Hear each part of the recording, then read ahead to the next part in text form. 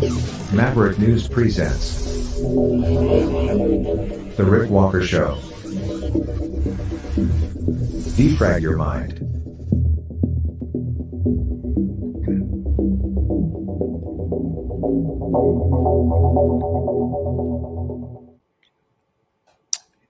Let me get that off my face.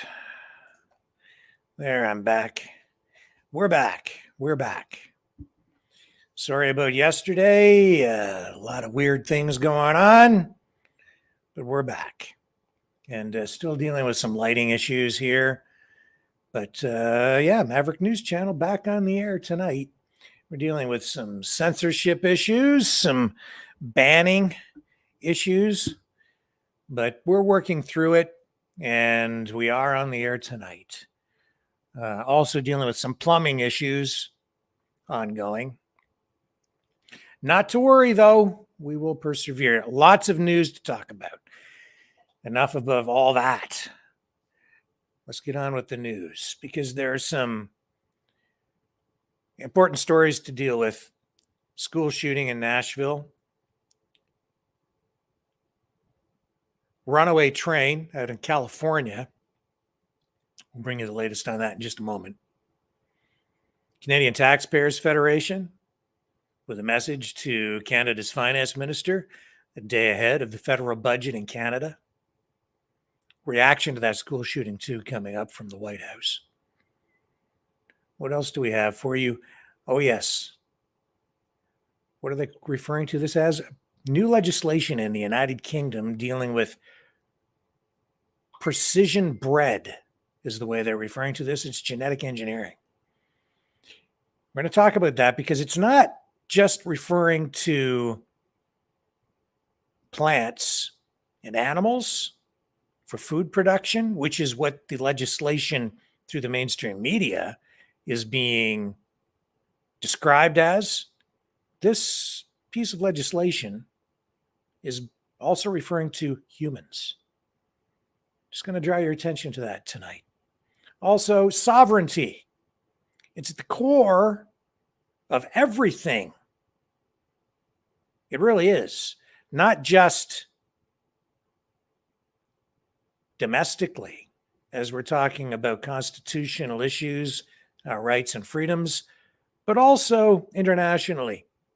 And we're seeing these same issues front and center as we examine the war in Ukraine and the ongoing conflict between NATO, the United States, and Russia. Talk about that a little bit tonight as well. Set the table for more. And we're going to also tee up some important stories that are coming up later in the week, this week. We have some big guests lined up, big stories lined up for you, key interviews through the week this week. So lots to share with you, lots of ground to cover. Don't go away. We have more coming up right after this.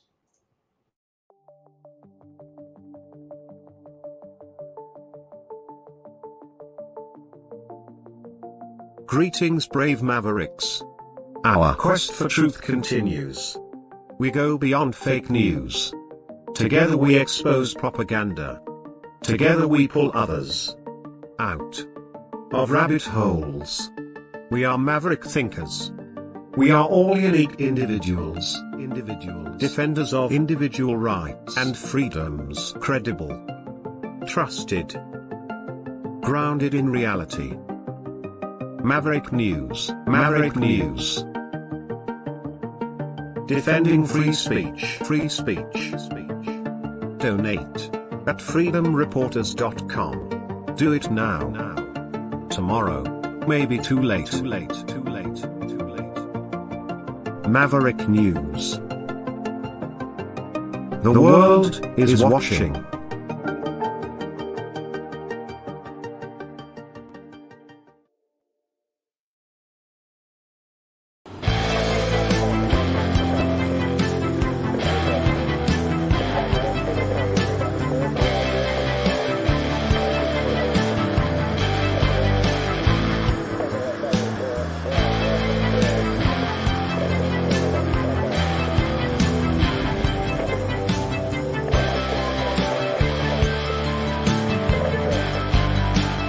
Maverick News.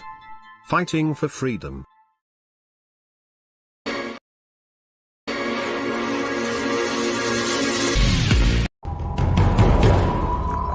We are Mavericks. We say no to the Trudeau and Biden New World Order. And to bugs. Because bugs are creepy and gross. And people should not eat bugs. Maverick News. The world is watching. Hey, no! To bugs!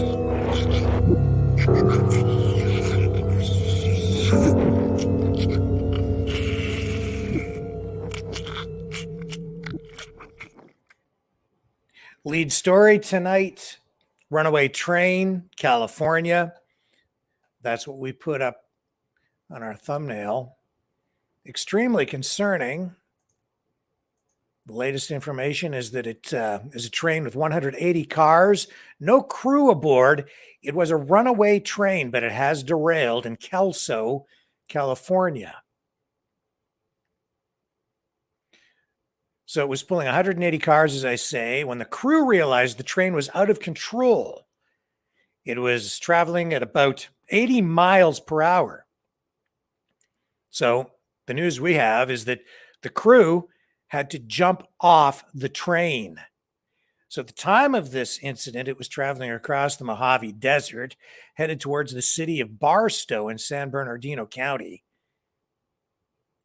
And the fire department and other first responders have arrived on the scene now. Here's a look at a photograph released by the fire department from San Bernardino. This is what it looks like at the scene, where these rail cars have come off the track. Obviously, a major concern, given what we've seen in other locations, especially in East Palestine, Ohio, where vinyl chloride leaked and was then set on fire intentionally. Tomorrow night, we do have representatives from an organization called United for East Palestine joining us here on the Maverick News channel to bring us up to date on their efforts to draw attention to the situation in East Palestine and also their efforts to, I guess, raise funds or provide support for testing, blood testing for residents there to determine their level of exposure to the dioxins and toxic chemicals in East Palestine. The good news coming out of this is that these cars were loaded primarily with iron ore.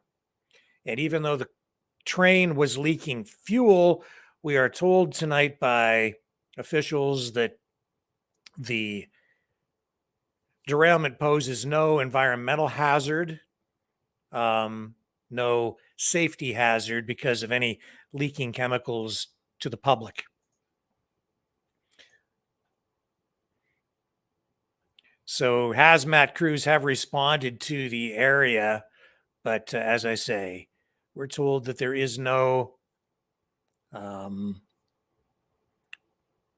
immediate or severe danger to the public as a result of this derailment. And nobody on board at the time. So very close call. It caught our attention simply because the train was running out of control. And that is why we made it our lead story tonight. But there are other stories that at this point have resulted in loss of life. Most important, shooting at a school in Nashville, Tennessee. We'll bring you up to date with this report, and we also have a news conference with the police chief. And here we go. Turning back now to that breaking news coming out of Nashville, we can now report 3 children are dead. That is according to the Associated Press after a school shooting, a private school there in the Nashville area. Police say a suspected shooter is also dead after the school shooting. Again, this is a private Christian school in the southwest part of the city, specifically the Green Hills area, if you're familiar. And some new details here. The Tennessee Bureau of Investigation now says there is no current threat to the public. Again, that school shooter has been killed. I want to bring back in Tracy Walder, former FBI special agent.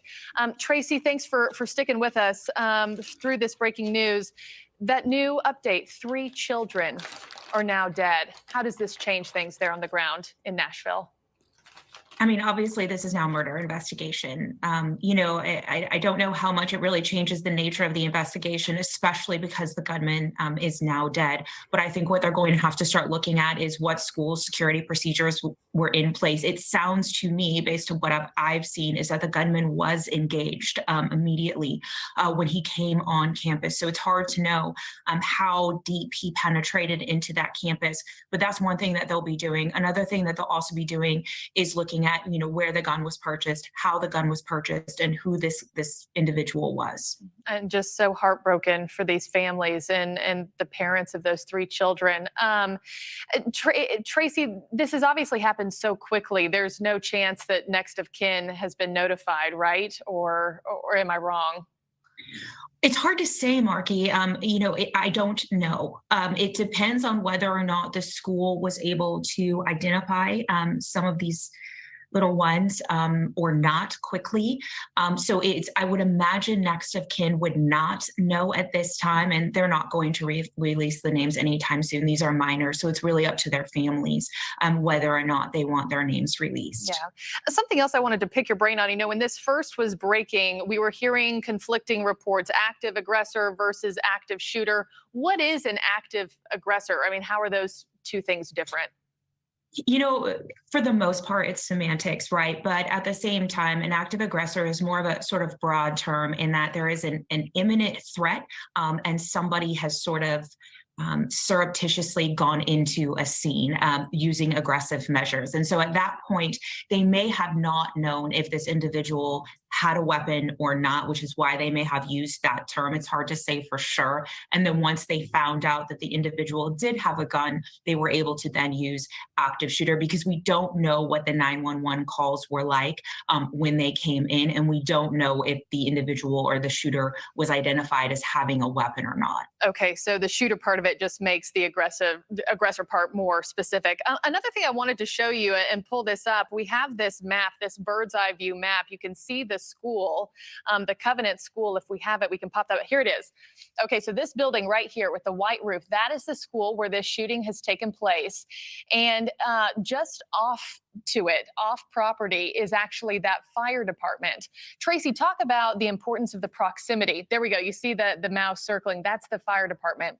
Tracy, talk about the proximity and how big of a difference this likely made for what has transpired at this school, that authorities were able to so quickly arrive on scene.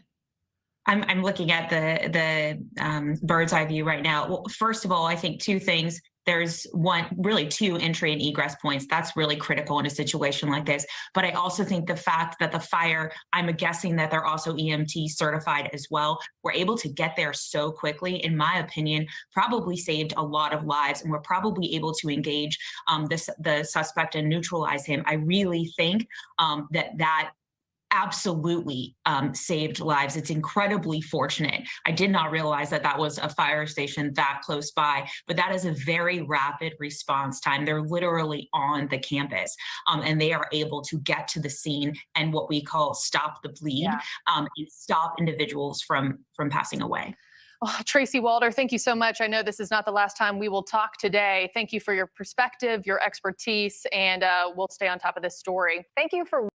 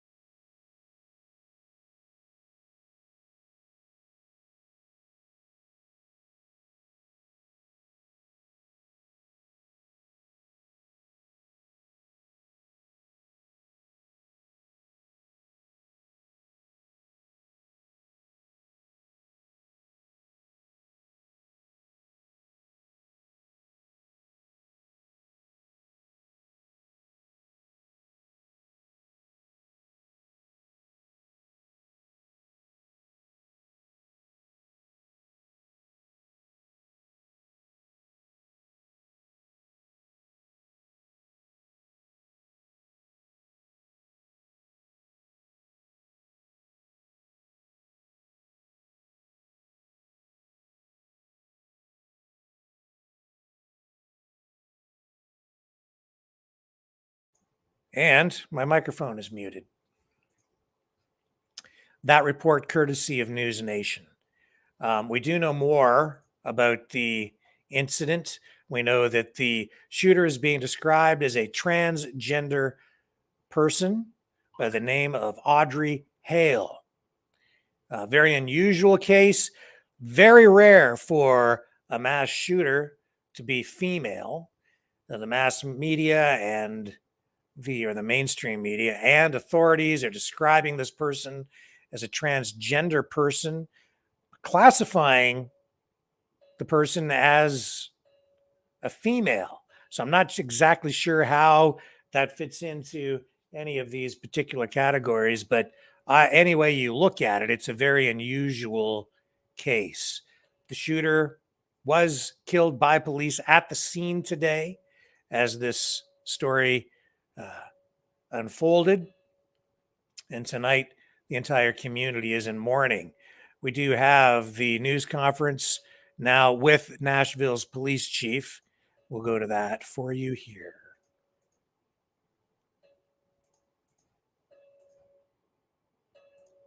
Situation. My heart and prayers go out to the families of the 6 people who were tragically injured. What I know at this point is at 10:13 today, officers responded to a shots fired call to Covenant School. It's a church school. Officers immediately responded. A team of 5 immediately went in the school, went to where gunshots were being heard, and engaged the suspect. We have identified the suspect right now, tentatively a 28-year-old female white. We know the address of that person as well, and so we have some ongoing investigations as to that. We have 3 adult victims, and we have 3 children who have been identified and their families have been contacted. Right now, I will refrain from saying the ages, other than to say I was literally moved to tears to see this and the kids as they were being ushered out of the building. I want to say thanks to all of our partners, to the FBI, to the ATF, and other federal partners, to the THP, Tennessee Highway Patrol, the TBI, the district attorney. A lot of people don't know this, but if you have the Just one moment, we'll go back to that. Here we go. Who all came together and seamlessly addressed this situation as quickly as possible. I've already gotten requests from the national media about a great response. We're still assessing that as well. But what I can say and what I've said before is that whenever I hoped that we would never have this situation, that if we ever did, we would not wait. We would immediately go in and we would immediately engage the person perpetrating this horrible crime. And so that's all I can say. Right now we have David Rouse, director of the TBI, who will come out to me to address his portion. And then we have others that will say something as well. So thank you. Thank you, Chief. Again, I want to echo what Chief has said in reference to the great support and the great teamwork that has been taking place here, as well as sending our heartfelt prayers to the families, to this community of these victims. Now, I know there'll be people who want to criticize us for prayers, but that's the way we do that in the South, right? We believe in prayer and we believe in the power of prayer. So our prayers go out to these families.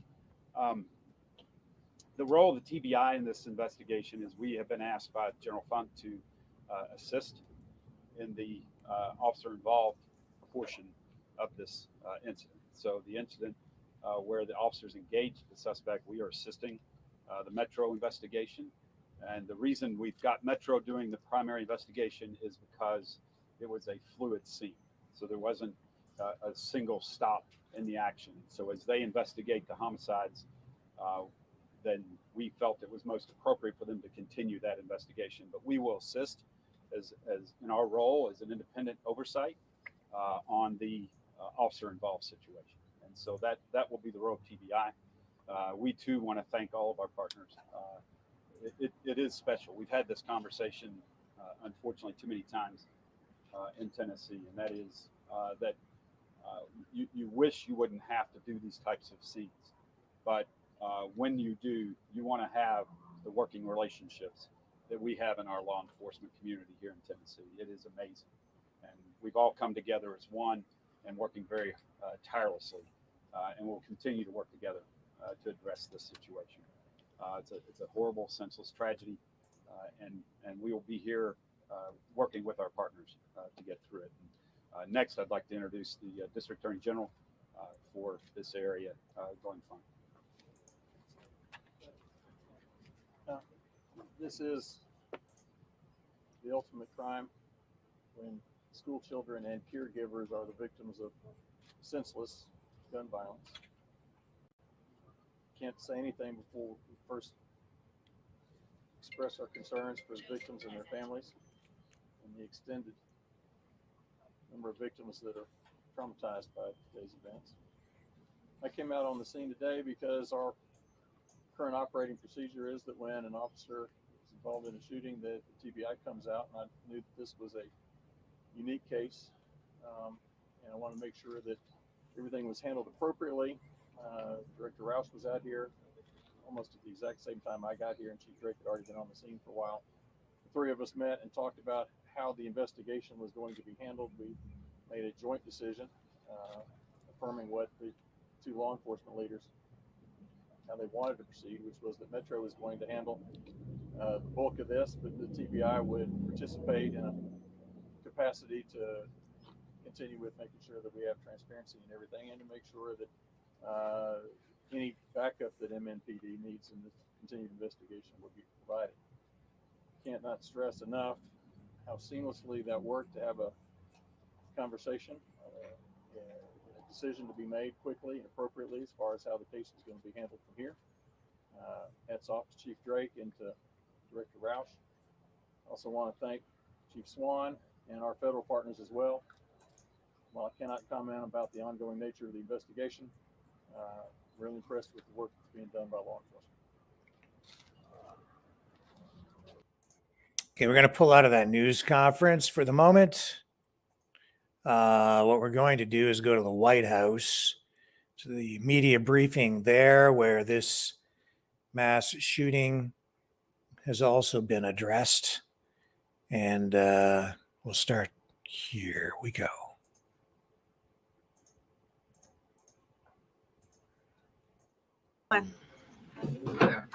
Happy Monday.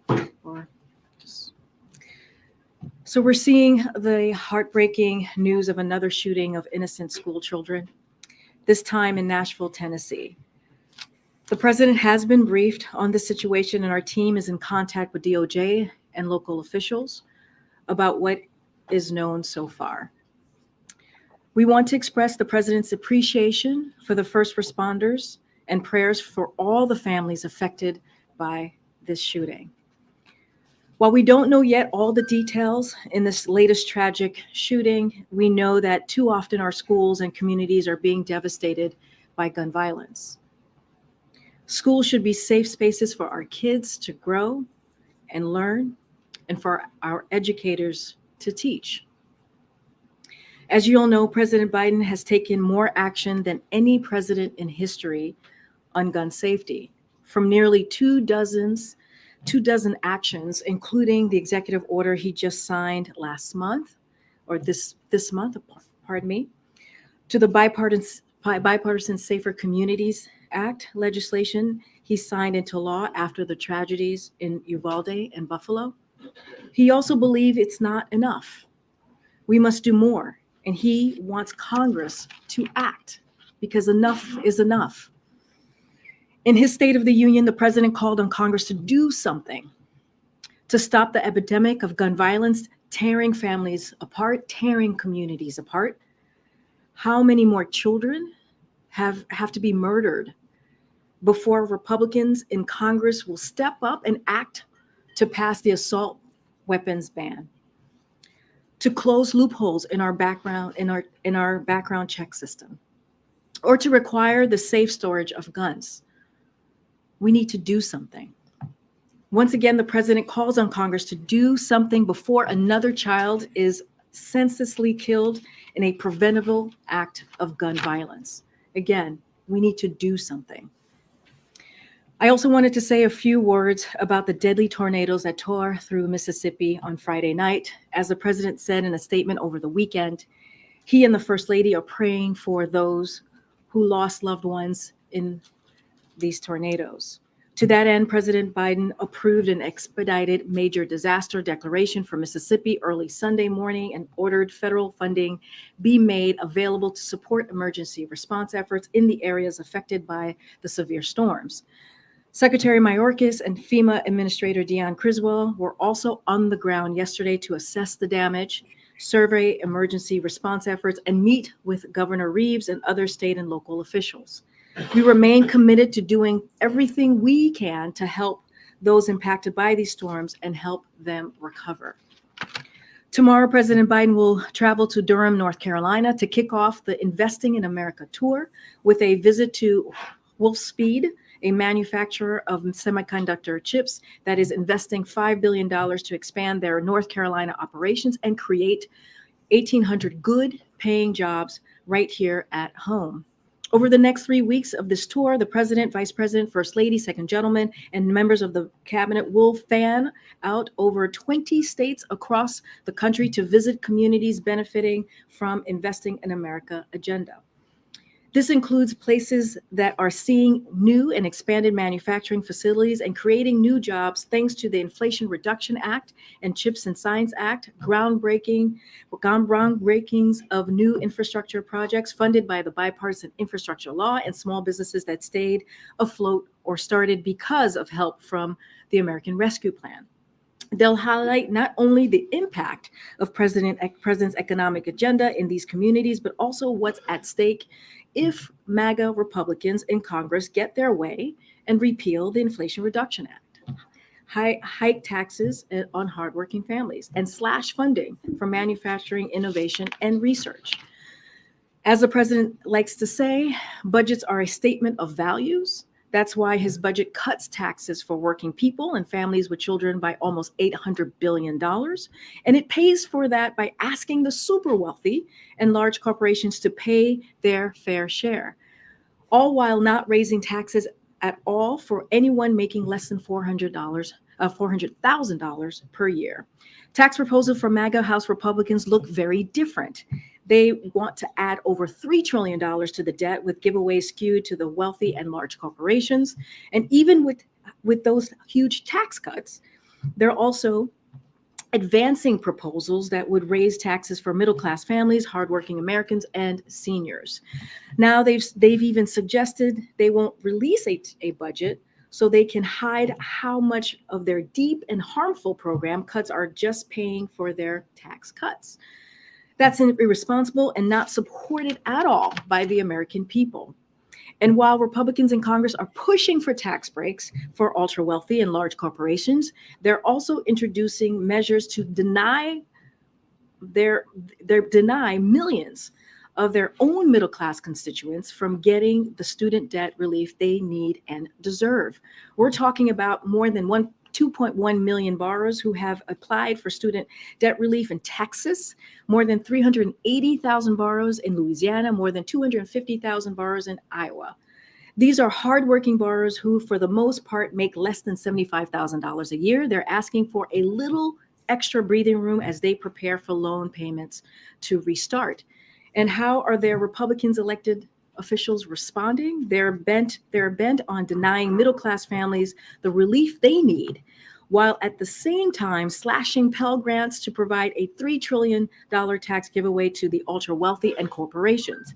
These are the same Republican officials who voted to forgive hundreds of thousands of dollars in PPP loans for businesses. Some even had their own loans forgiven, as you've heard the president speak to many times.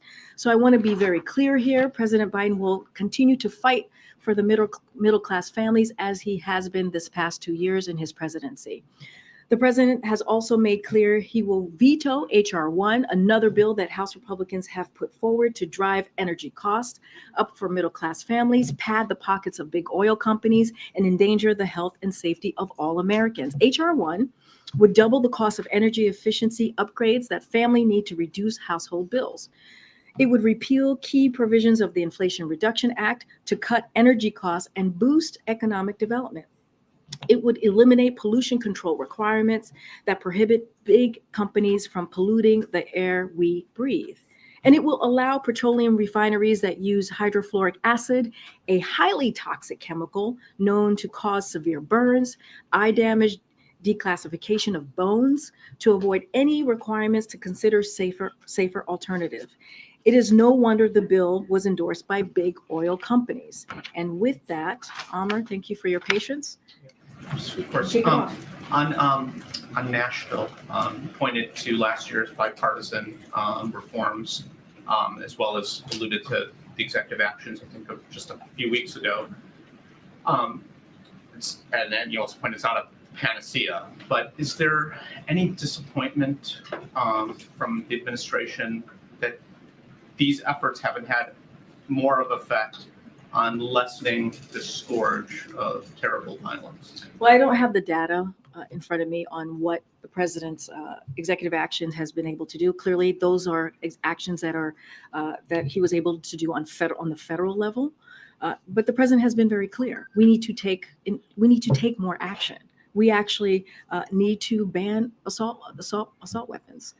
We need to take more action so that our children are safe in schools, so that our communities are not torn apart. And we've been very clear about that. The president is going to continue to be consistent. He mentioned that at the State of the Union when he had an opportunity to just not speak in front of Congress, but also speak in front of the American people. We have to do more. The president has done almost as much as he can from the federal level to show how important this is to him. And this is something that he has been working on since he was senator, right? 30 years ago, when the first assault ban weapons passed, it was because of the work partially of then Senator Biden. So again, he's going to continue to call on Congress to act. This is, we can't keep seeing what we saw today. Right now, we're hearing 6 elementary kids dead. 3 kids and 3 adults. And so this cannot be happening. Our administrators, our educators their lives can't be put on the line here when they're going to teach our kids. And the president's going to continue to speak out, and Congress needs to act. If I could just ask about in Israel, before you got out here, Prime Minister Netanyahu announced his decision to delay action on the judicial overhaul until the next parliament session. So we'll pull out of that. Enough from the White House today on that. It's very clear what their position is. They keep repeating the same policies. It's something that just goes around and around and around and around in circles. And these gun control measures don't seem to make any difference ultimately. The efforts to bring in more gun control measures, when they do bring them in, it doesn't seem to make much of a difference. The root cause is, I think, and this is me editorializing, but I think the root cause of these shootings is not in the guns. It's in social policies, drug abuse, prescription drug use, family structures, attacks on the family, support mechanisms not being there for young people, especially young males. And we're seeing that now resulting in these kinds of incidents, which just don't come to an end. We'll be back in a moment. A lot of other news to cover tonight, and including a funeral for those 2 police officers in Canada.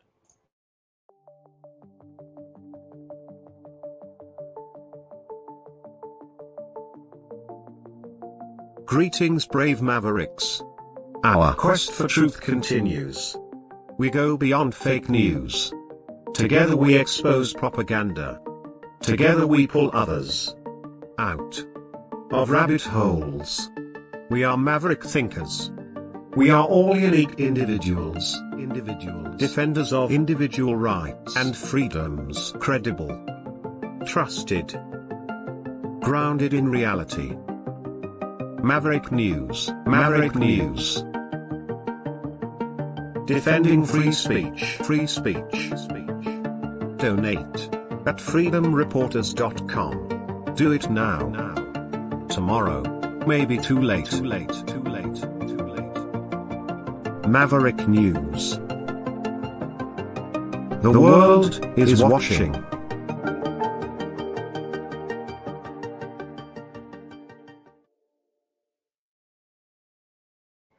And we are back. So tonight, funeral services held for 2 police officers. Let me just bring this up here.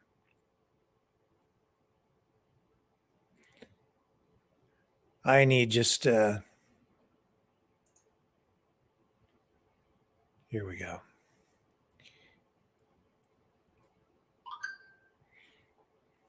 So those 2 Edmonton police officers, Jordan and Ryan, remembered today during a procession where family and friends assembled to pay their last respects. Thousands of police officers and first responders joined in the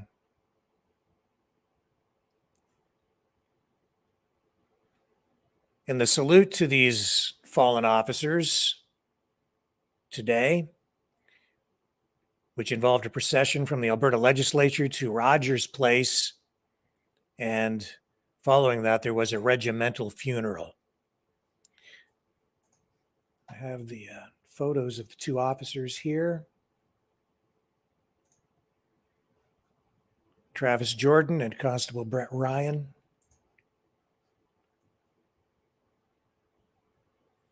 Killed in the line of duty.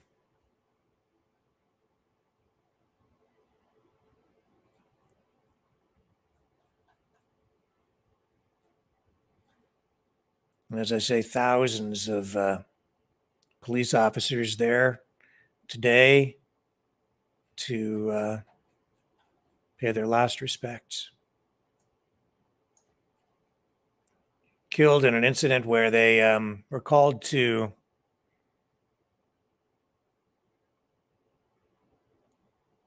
an incident on March 16th, and a youth, approximately 16 years old, who was at an apartment complex, and it was some sort of a domestic dispute, ambushed the 2 officers and killed them, shot them.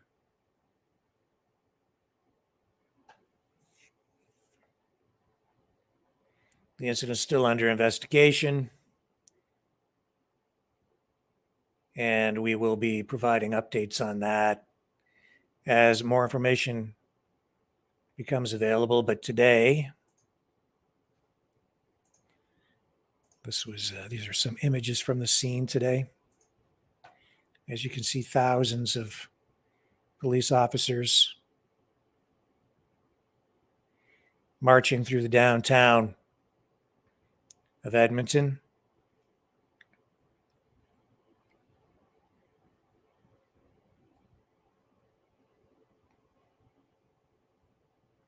Senseless.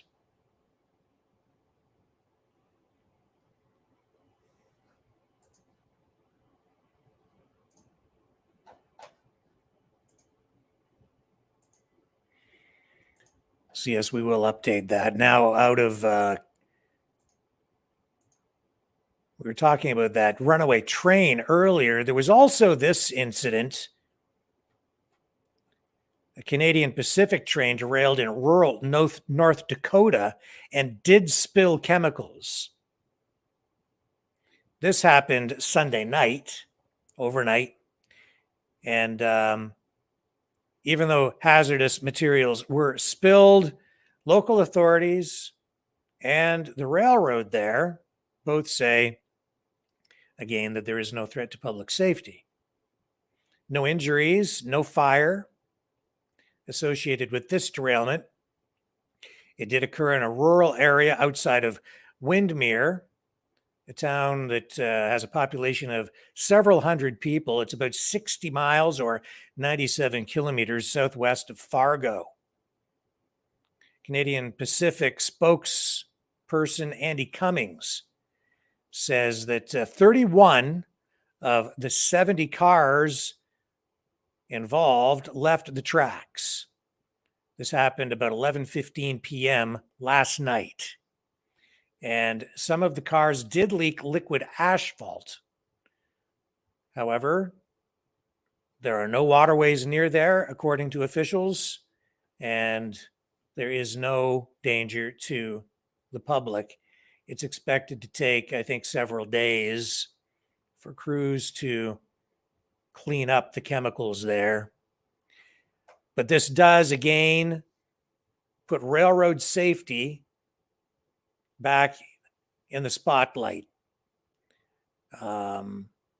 especially after that train derailment in East Palestine, Ohio, involving that Norfolk Southern train, where they had to evacuate half of that town, about 5,000 people, near the Pennsylvania border, as a result of that derailment, which leaked vinyl chloride. And as I say, tomorrow night we will have here on the program representatives from United for East Palestine, an organization that is helping to provide testing, blood tests for people who live in that community to determine the level of their exposure to the toxic chemicals. In another incident in Calgary, a house explosion.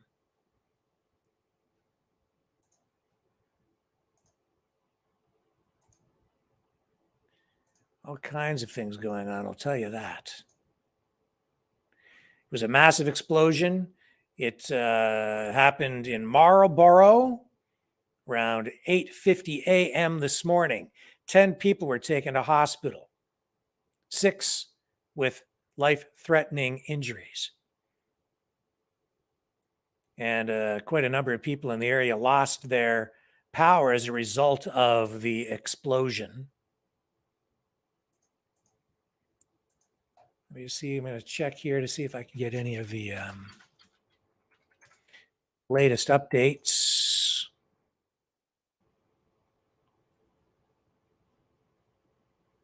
Just checking in on my messages.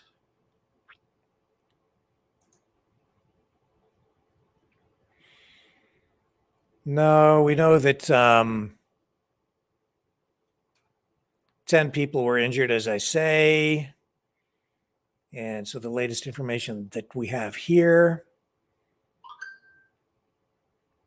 is that 6 of those 10 were considered to be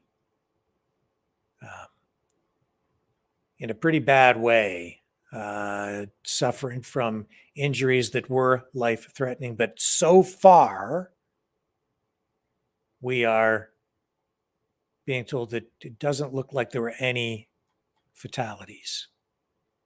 Just 10 people seriously injured. And as a result of that explosion, there was another home that did catch fire. I do have some video to show you.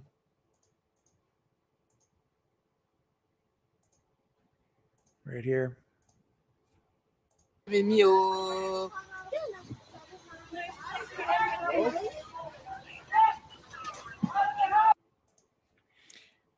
That was the scene there this morning.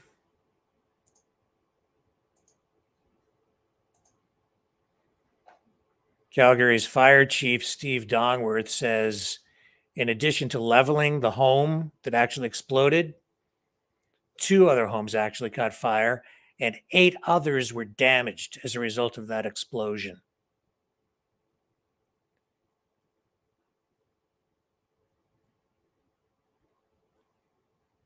So it remains under investigation.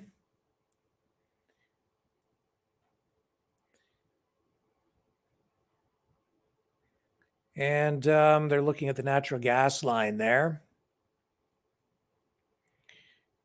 And again, when we get more confirmation on additional information from the Calgary Fire Department and police, we will update this story for you.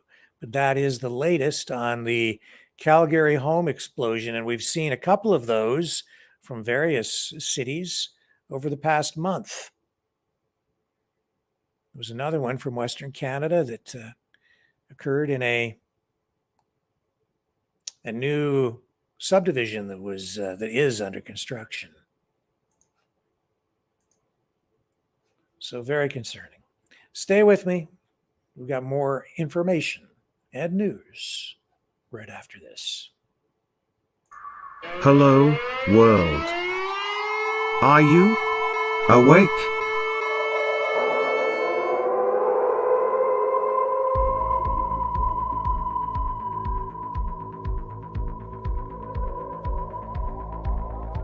Uniting humankind by liberating millions of minds at a time.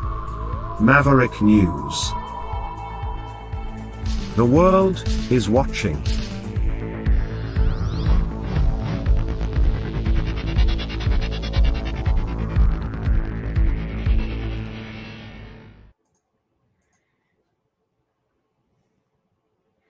The banking crisis is not over. They keep trying to put a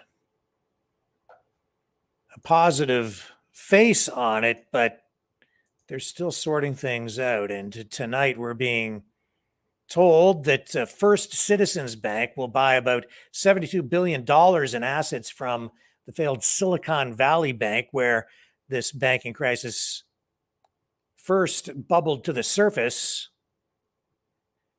and started all of this. Silicon Valley Bank is a regional lender with about $210 billion in assets, and it collapsed, as you know, earlier this month. It's the 16th largest bank in the country, or at least it was. Shares of North Carolina-based First Citizens Bank, the nation's 30th largest bank, rose about 47% in early trading today as a result, I guess, in part of this news. And today's transaction included the purchase of about $72 billion, as I say, of Silicon Valley Bridge Bank National Association's assets at a discount of $16.5 billion. That according to FDIC officials. That information came out in a news release earlier today. 17 former Silicon Valley Bank branches will open their doors as First Citizens Bank branches, according to the FDIC. So, no doubt, First Citizens got some of this stuff at a bargain basement price, and they're really buying up the paper, the debt that SVB had accumulated, and whatever other assets the bank had. And we've seen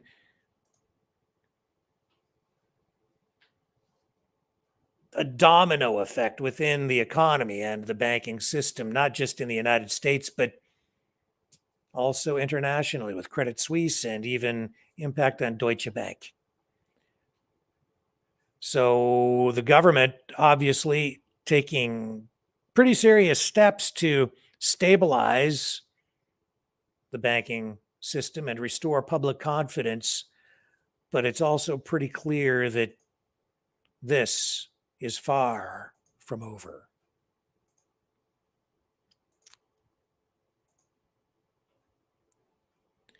So what else can I tell you tonight?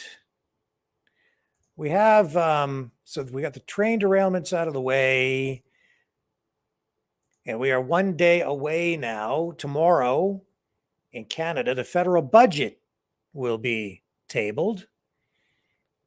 Always a vote of confidence. People always talk about a possible vote of non-confidence, especially in the freedom movement. They, you talk to folks and they're frustrated with the government. They say they want a vote of non-confidence. Well, tomorrow, federal budget being tabled. Anytime a budget is tabled, if it's defeated, that's considered a vote of confidence. And if defeated, that would be then a vote of non-confidence. It could result in the government being defeated. Will that happen tomorrow? I would not count on that at all. The Liberals obviously have the support of the NDP in their coalition. And when this budget is tabled, I don't think there's any question. I think it will pass tomorrow. And as a result, the Liberal government will carry on. Today, however, the Canadian Taxpayers Federation, ahead of the budget, held a news conference in Ottawa. We have their comments for you now, trying to hold the Liberal NDP government's feet to the fire on the issue of the budget. I'm Franco Terrazzano. I'm the Federal Director of the Canadian Taxpayers Federation, and we have a message for Prime Minister Justin Trudeau and Finance Minister Chrystia Freeland ahead of tomorrow's budget. Stop the tax hikes and stop the Member of Parliament pay raise. On April 1, MPs will take more money out of Canadians' pockets and stuff more money into their own. The carbon tax is going up. Alcohol taxes are going up, and MP pay is also going up. MPs will take their fourth pay raise since the beginning of the COVID-19 pandemic on April 1. We estimate this year's pay raise will range from an extra $5,100 for backbench MPs all the way to an extra $10,200 for Prime Minister Justin Trudeau. But Canadians overwhelmingly oppose the MP pay raise. 4 out of 5 Canadians oppose the MP pay raise, according to Leger poll results commissioned by the CTF that we're releasing today. Stopping a pay raise isn't rocket science, especially when Canadians overwhelmingly oppose it. The feds stopped MP pay raises between 2010 and 2013 in response to the 08-09 recession. BC recently froze pay for MLAs. Nova Scotia Premier Tim Houston recalled the legislature, froze MLA pay, and then cut his own pay by $11,000. Here in Ottawa, backbench MPs currently collect a $189,500 salary. Trudeau collects a $379,000 salary from taxpayers. MPs don't deserve another raise, and MPs don't need another raise from their constituents who are struggling to fill the fridge. MPs especially don't deserve a raise when they make life unaffordable with tax hikes. The carbon tax will increase to 14 cents per liter of gasoline and 12 cents per cubic meter of natural gas on April 1. The carbon tax will cost the average family between $402 and $847 this year, even after the rebates, according to the Parliamentary Budget Officer. That's a couple weeks of groceries for a family of 4, but it's being taxed away. On April 1, alcohol taxes will also go up by 6.3%. Canadians already pay half of the price of beer in tax. This tax hike will make beer, wine, and whiskey more expensive. It will also hurt small businesses like breweries and restaurants. This alcohol tax hike is fundamentally undemocratic. If politicians think that Canadians aren't paying enough tax, then they should at least have the spine to vote on the tax hike. But the government has increased this tax year after year without a vote in Parliament. That's undemocratic, and it's wrong. But this month, something happened. MPs voted on a motion calling on the government to scrap this year's alcohol tax hike. The motion passed with support from all opposition parties. The government needs to respect Parliament and cancel the alcohol tax hike. Many Canadians are struggling and cannot afford higher taxes. Many Canadians are deciding whether they can afford the package of ground beef or the jug of milk at the store. Canadians worry about losing their homes as mortgage payments go up. So here's how Trudeau and Freeland can make life a little more affordable and fair for taxpayers in tomorrow's budget. Stop MP pay hikes and stop the tax hikes. Thank you. I'm going to turn it over to my colleague Nicholas, who will do our formal remarks in French. Then we're happy to take questions. Thank you. Donc,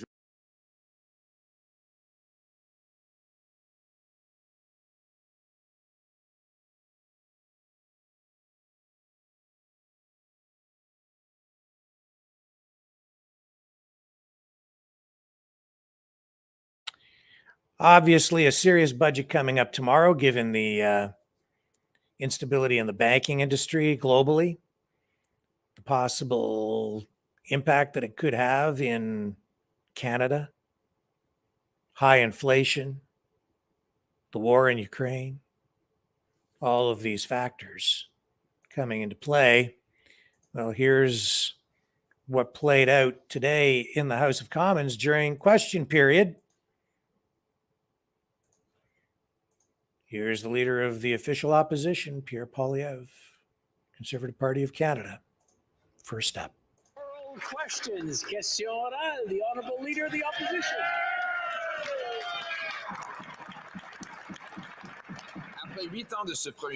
After 8 years of this Prime Minister and his taxes and various costs and penalties, there's a war on work.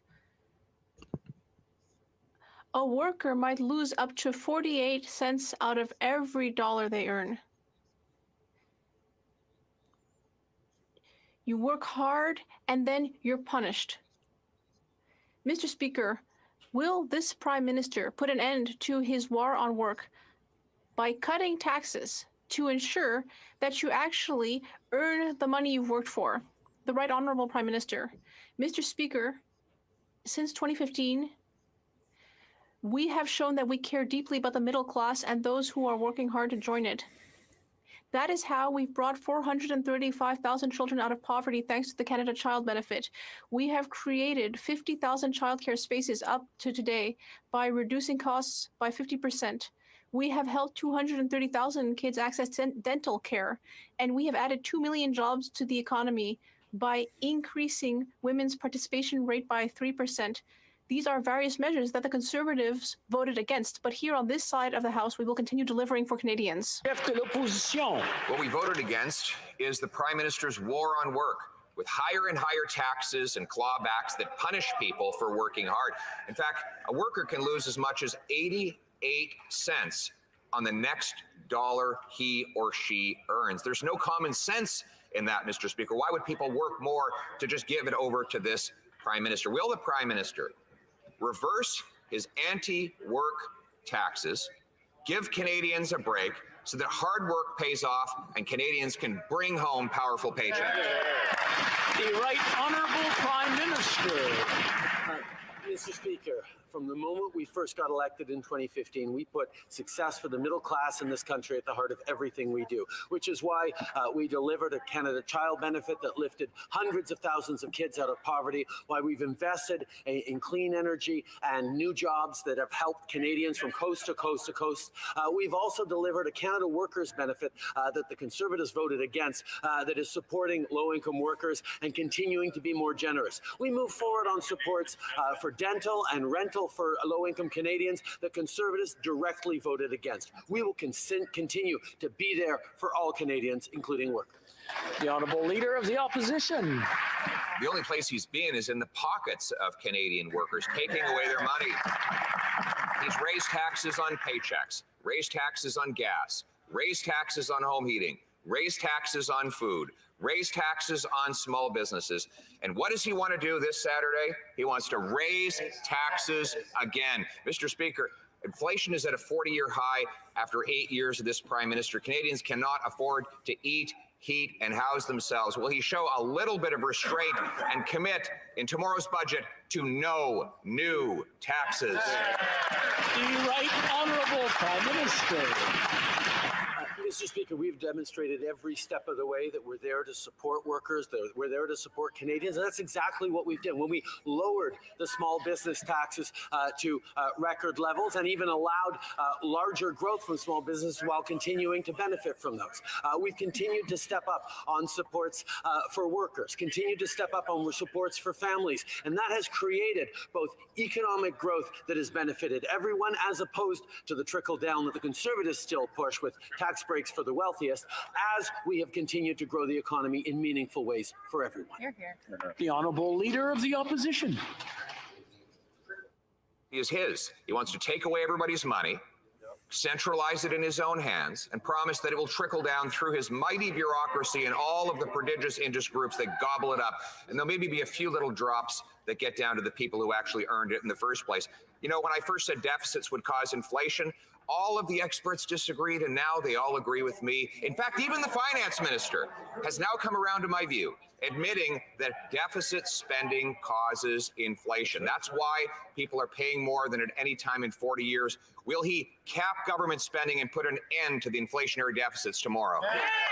The Right Honourable Prime Minister. I tell Mr. Speaker, the Leader of the Opposition is still hoping and waiting for experts to endorse his plan to opt out of inflation by buying cryptocurrency, something that would have erased savings of Canadians.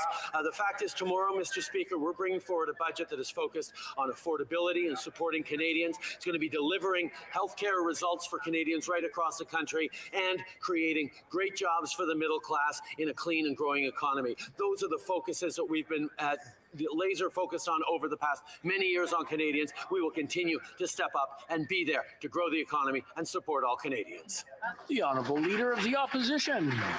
The worst part of his inflationary policies are in the price of housing. We see now Vancouver's the third worst housing bubble in the world. Toronto is the 10th. They're worse than Manhattan, than Singapore, than London, England, and countless other places. And the average required down payment, rent, and mortgage payment have doubled under this prime minister. His inflationary policies have made life worse, and his gatekeeping friends prevent housing construction.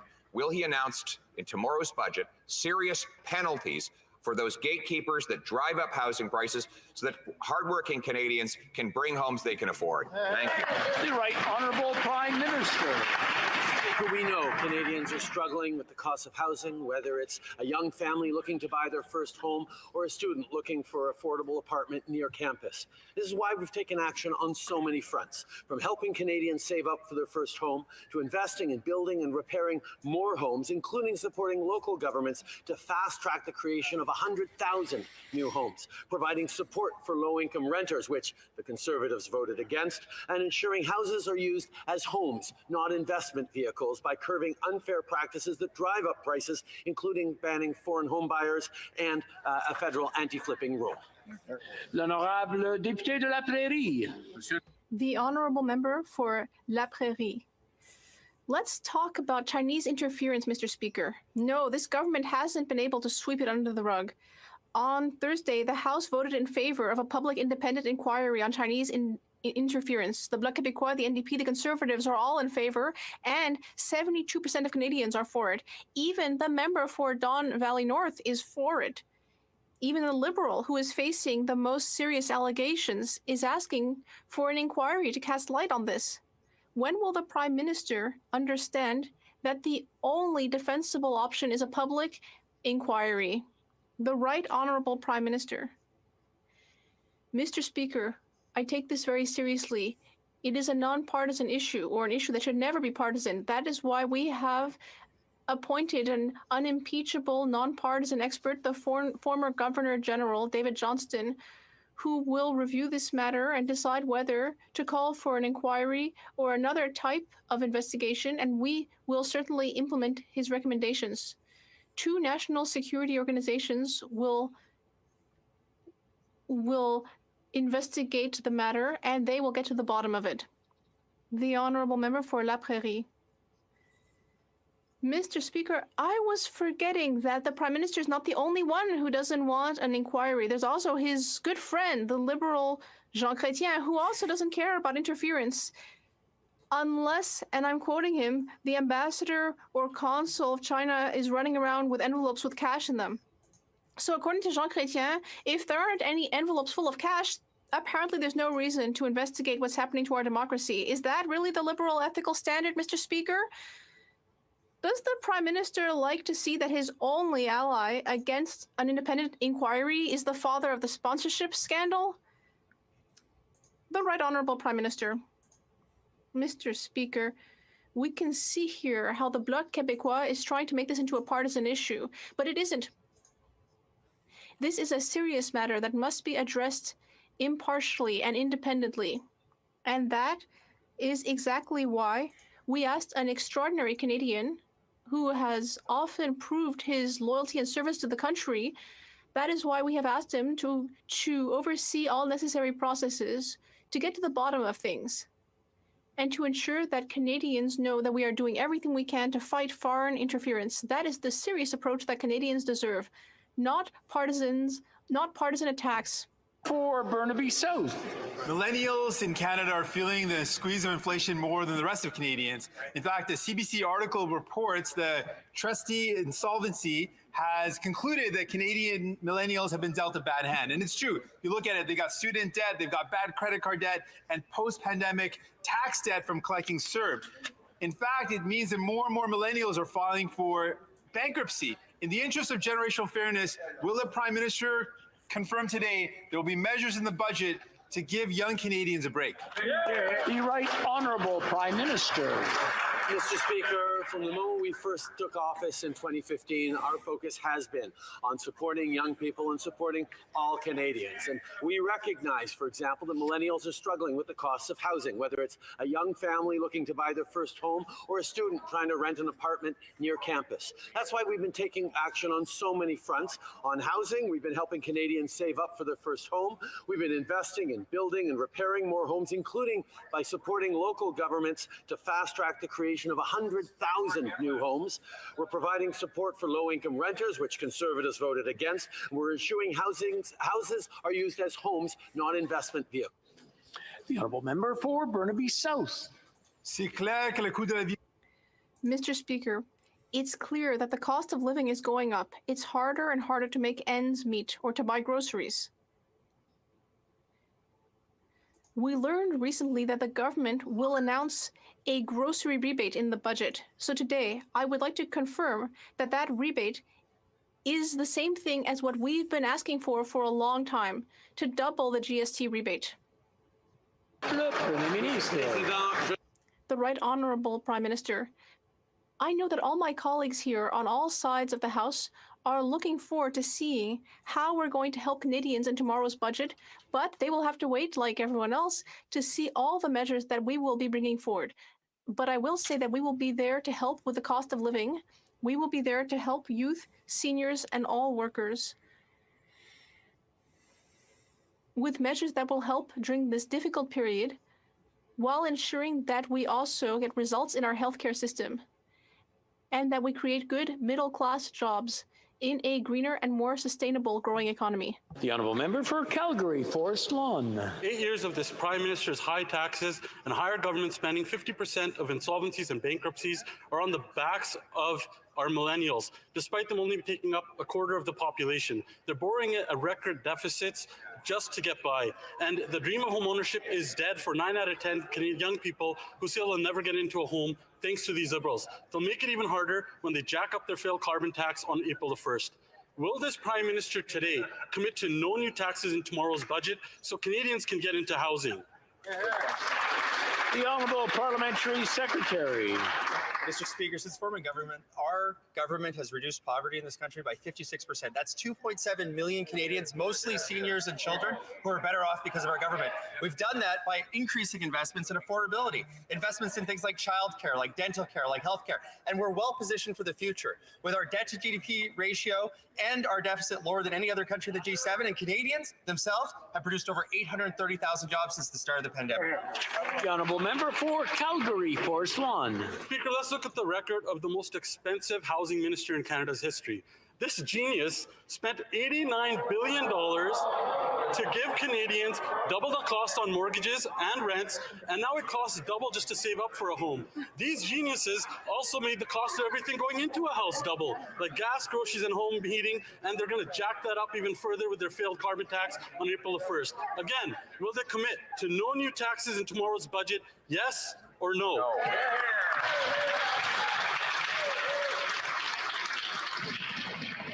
I just want to remind the honorable members to use their language judiciously and just try to respect each other, not mock or criticize each other.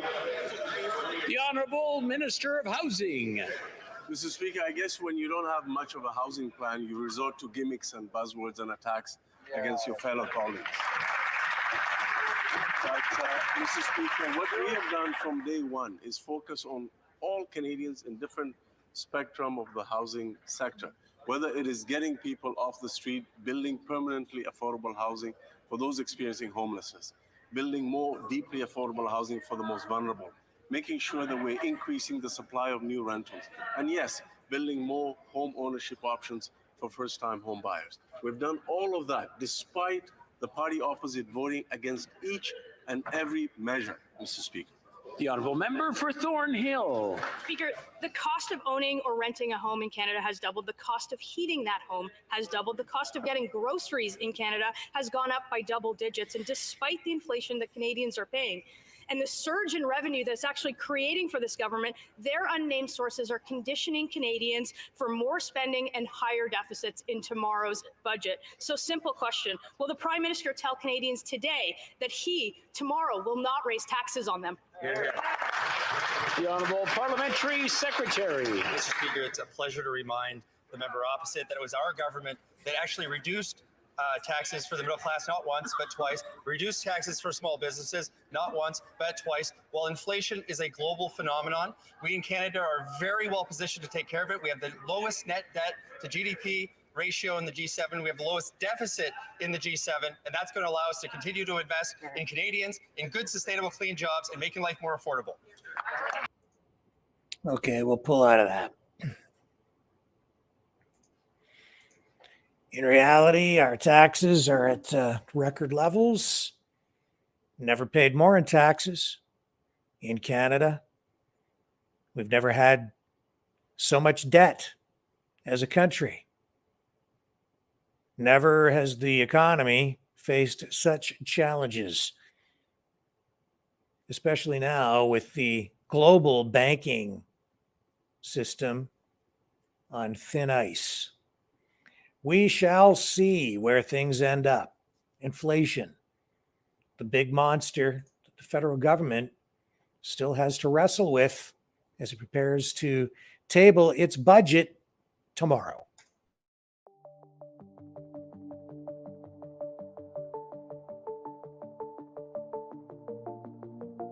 Greetings, brave Mavericks.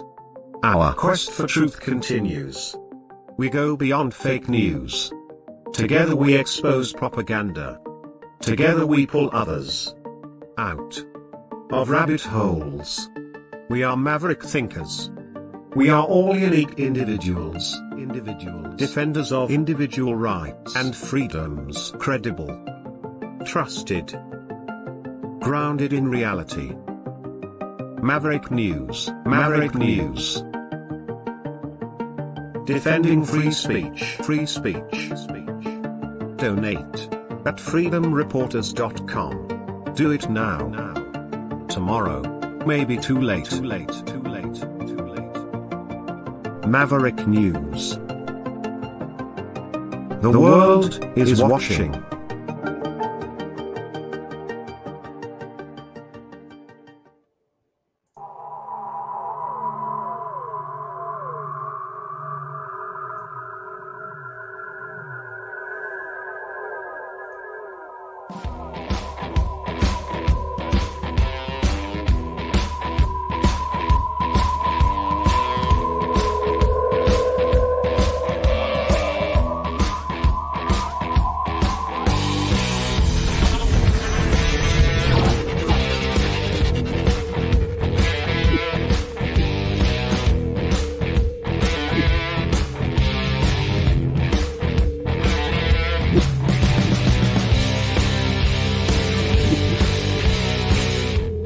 Maverick News.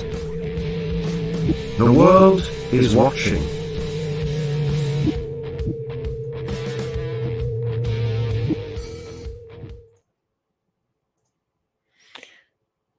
Genetic technology. In the United Kingdom, this has now passed final reading, the Genetic Technology Precision Breeding Act of 2023. This isn't really getting much play in the media at all, either mainstream or independent. But it seems to me like this is a pivotal piece of legislation, now law. It has passed final reading, and what we're looking at here is legislation that is designed to open the way for gene-edited food products in England. But if it's happening there, it will open the door, I think, across the Commonwealth. And each country is dealing with it in slightly different ways. But when England does something like this, it sets the tone across much of the Western world. So the Genetic Technology Precision Breeding Act sets out new regulatory protocols, a new regime that may provide faster and easier paths to market for certain gene-edited plants, animals, and derived products. Now, the thing that I noticed about this legislation while reading it is that it doesn't just refer to plants and animals, it also makes reference to humans and human embryos. I find the language in this to be most concerning. So, the Precision Breeding Act applies to precision bred organisms.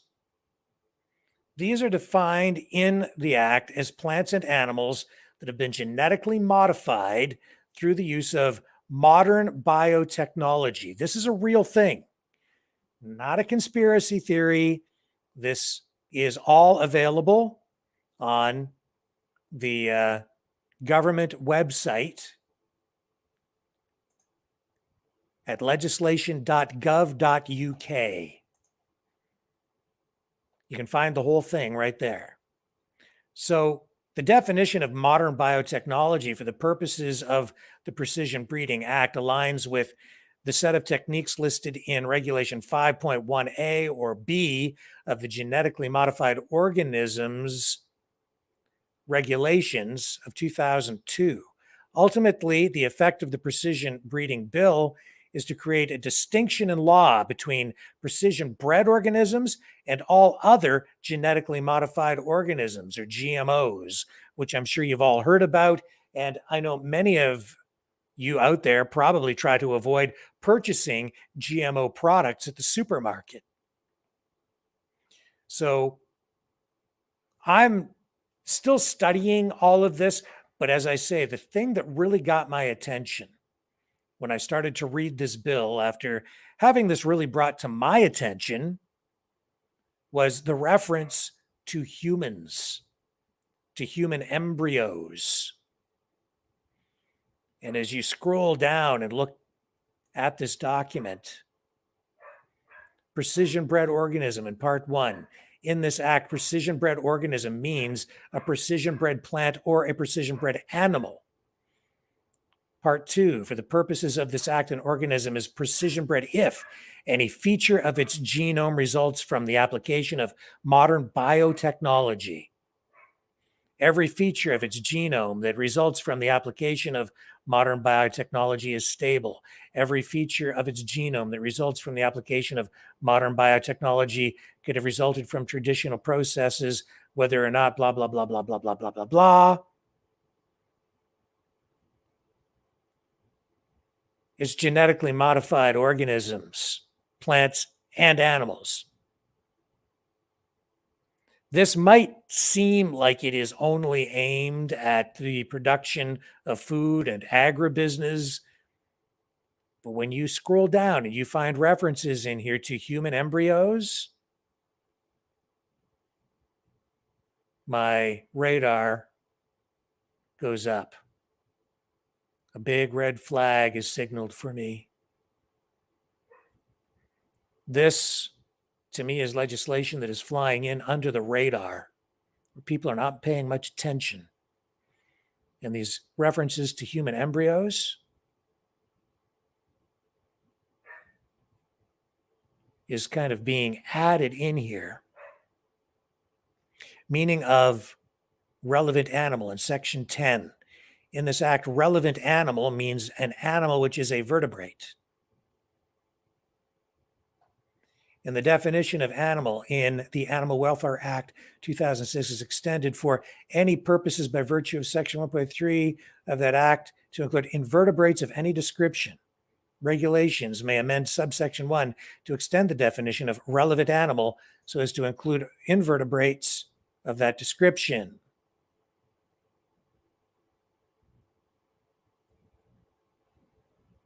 And as we know from other reports that we've done, about 6 months ago, we talked about crossbreeding of species, experiments that are underway right now, where they've actually created crossbred species. Again, actual science fact, not science fiction. For me, it raises all kinds of ethical issues. If you're blending, mixing human DNA with animal DNA, it raises all kinds of questions about rights. At what point does a living creature or being become human, or would it be classified as human? How much human DNA, what percentage of a living thing's DNA would have to be human to be determined to be worthy of human rights? Is it ethical or moral to be experimenting or harvesting or farming anything that contains human DNA? I don't want to speak out of turn on this legislation.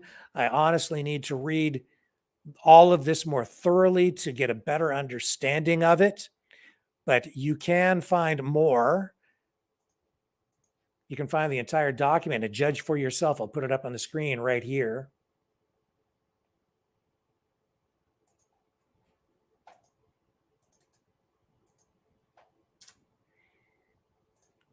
That's the website where you can find the PDF of this entire document for yourself.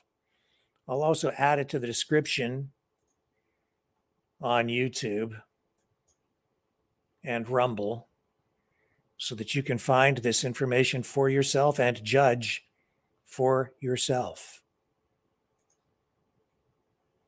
You have to read it carefully.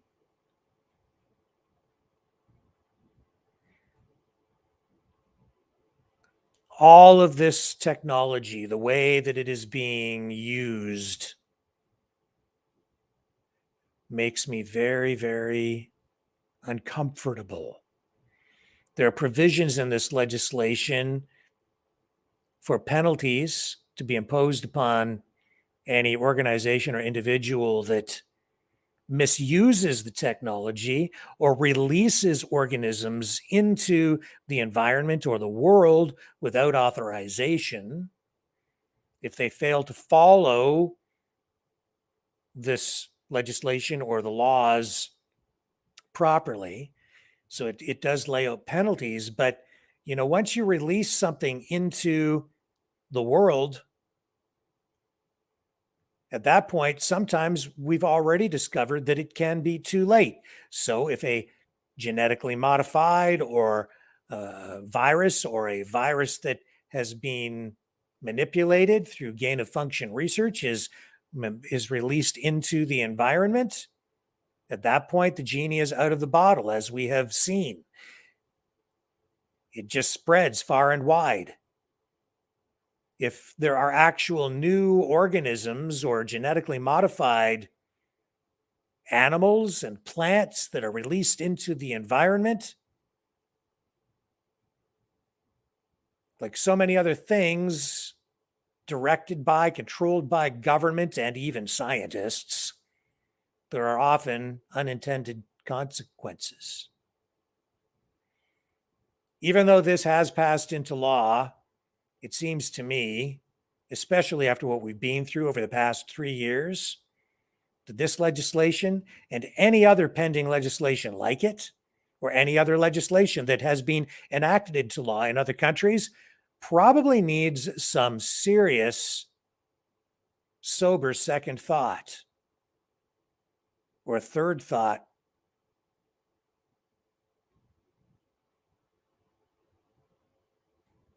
Right here, they talk about enforcement in section 32, and they do make reference to a compliance notice, a stop notice, a monetary penalty notice.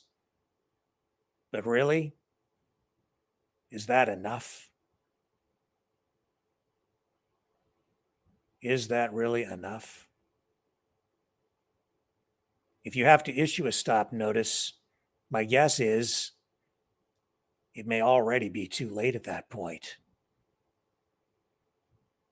And I'm not saying that everything related to this involves human genomes or human DNA. That's not the case. The primary focus of this is supposed to be, I think, on food production, the agribusiness, agri-industry, genetically modified plants, crops, seeds for farming, and genetically modified animals that would make them more resilient, perhaps grow faster, make them less vulnerable to diseases, yield higher financial value for farmers, perhaps become leaner, less fatty, higher quality meats. I don't know where all of this would eventually take us, but we're already seeing some of this through biotechnology and genetic engineering.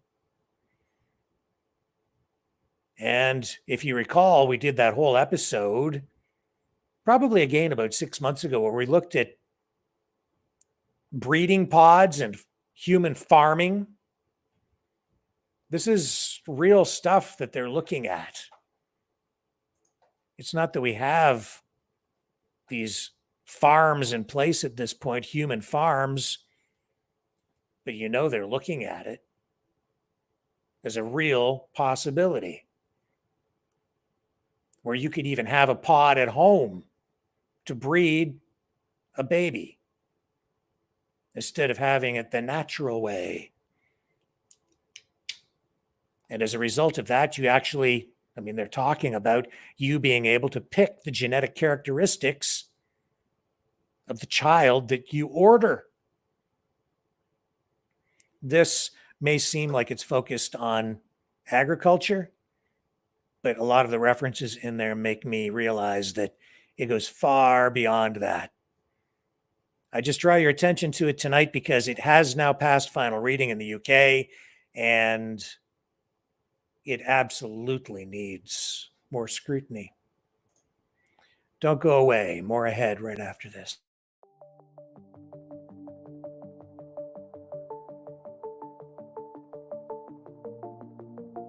Greetings, brave Mavericks. Our quest for truth continues. We go beyond fake news. Together we expose propaganda. Together we pull others out of rabbit holes. We are maverick thinkers. We are all unique individuals, defenders of individual rights and freedoms, credible, trusted, grounded in reality. Maverick News, Maverick News. Defending free speech, free speech. Donate at freedomreporters.com. Do it now. Tomorrow may be too late. Maverick News. The world is watching.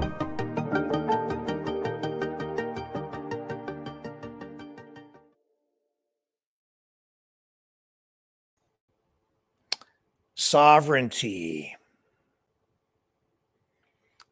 freedom,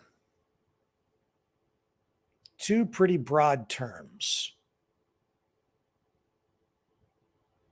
Right now, I would say sovereignty and freedom are the two key things. Everything, both domestically in Canada, the US, Western countries,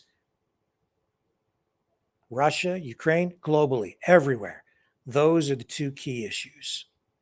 We keep hearing about things like, well, genetically modified organisms, biotechnology research, mRNA, Agenda 2030, climate change, SDGs. These are all issues, but overarching everything, sovereignty. As I've been digging into the freedom movement as well, at the heart of everything, sovereignty. What is sovereignty? That word, I think, flies over the heads of most people because they don't think about it much. But ultimately, it means a nation state's or a nation, its ability, its right to self-determination.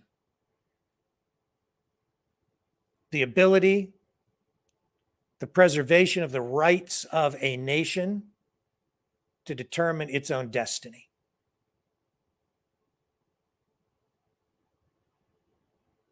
Why do I bring this up? I bring it up because at every turn, I'm seeing this play out, especially in Canada and the US, but especially in Canada and in Russia. When you look at what's going on in the freedom movement right now, sovereignty is the overriding issue, period. It has been from the beginning. And I'll have more to say about this in the weeks ahead, too. But it all comes down to sovereignty. Sovereignty of First Nations, United Nations Declaration of Rights for Indigenous Peoples. That's all about sovereignty as it relates to Indigenous people. If you look at what's going on with Mr. Friesen and the Buffalo Party, the Independence Party out west, they have a new declaration, which we have not really touched on here. But their declaration, it's all about sovereignty. The federal government worried about its sovereignty and its power. Sovereignty is everything to a nation state. The Liberals, the NDP, preserving their power by making sure that Canada as a nation state preserves its sovereignty. You see, the issue of sovereignty is really at the heart of everything. Because when you're talking about globalism, it's about the United Nations, it's about these globalist elites, if you will, usurping sovereignty, taking the sovereignty away from nation states like Canada, our right to self-determination. How is that happening? I think people don't really understand. It's not that complicated, though, really. It's our politicians signing away our sovereignty. It's our politicians entering into international agreements that give organizations like the World Health Organization, the United Nations, the authority to dictate policy and procedure and laws to us instead of us preserving our right to govern ourselves. Essentially, when our government enters into an agreement like the Paris Climate Accord, they're signing away our sovereignty, our right to make our decisions for us. When they enter into international health agreements that allow these international organizations to supersede or make decisions that override our laws, our politicians have effectively given up our sovereignty. I'm just finding it very interesting to see this happening globally, and then also listening to Vladimir Putin speak, because a lot of the language that he's using is exactly the same kind of language that I'm using right now. The references that he's making to his nation state's ability to determine its own destiny in the face of a United Nations, NATO, international rules-based order. What am I referring to? It's about sort of a international law that was always in place, or just laws that were always in place that governed the relationships between nation states, countries. And then this new kind of law that has been enacted through the United Nations, through NATO,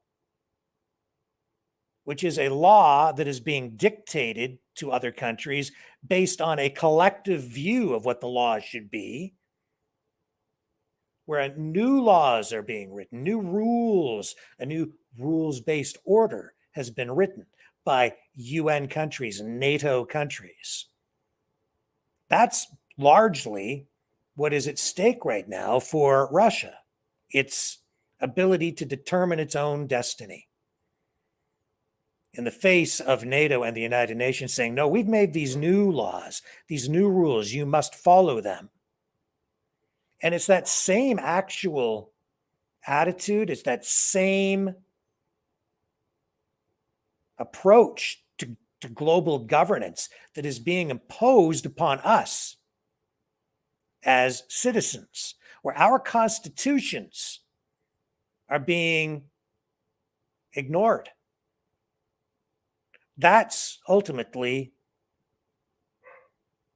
at the heart of everything. That's at the core of the problem. And that's why, as I sit here tonight talking to you about this,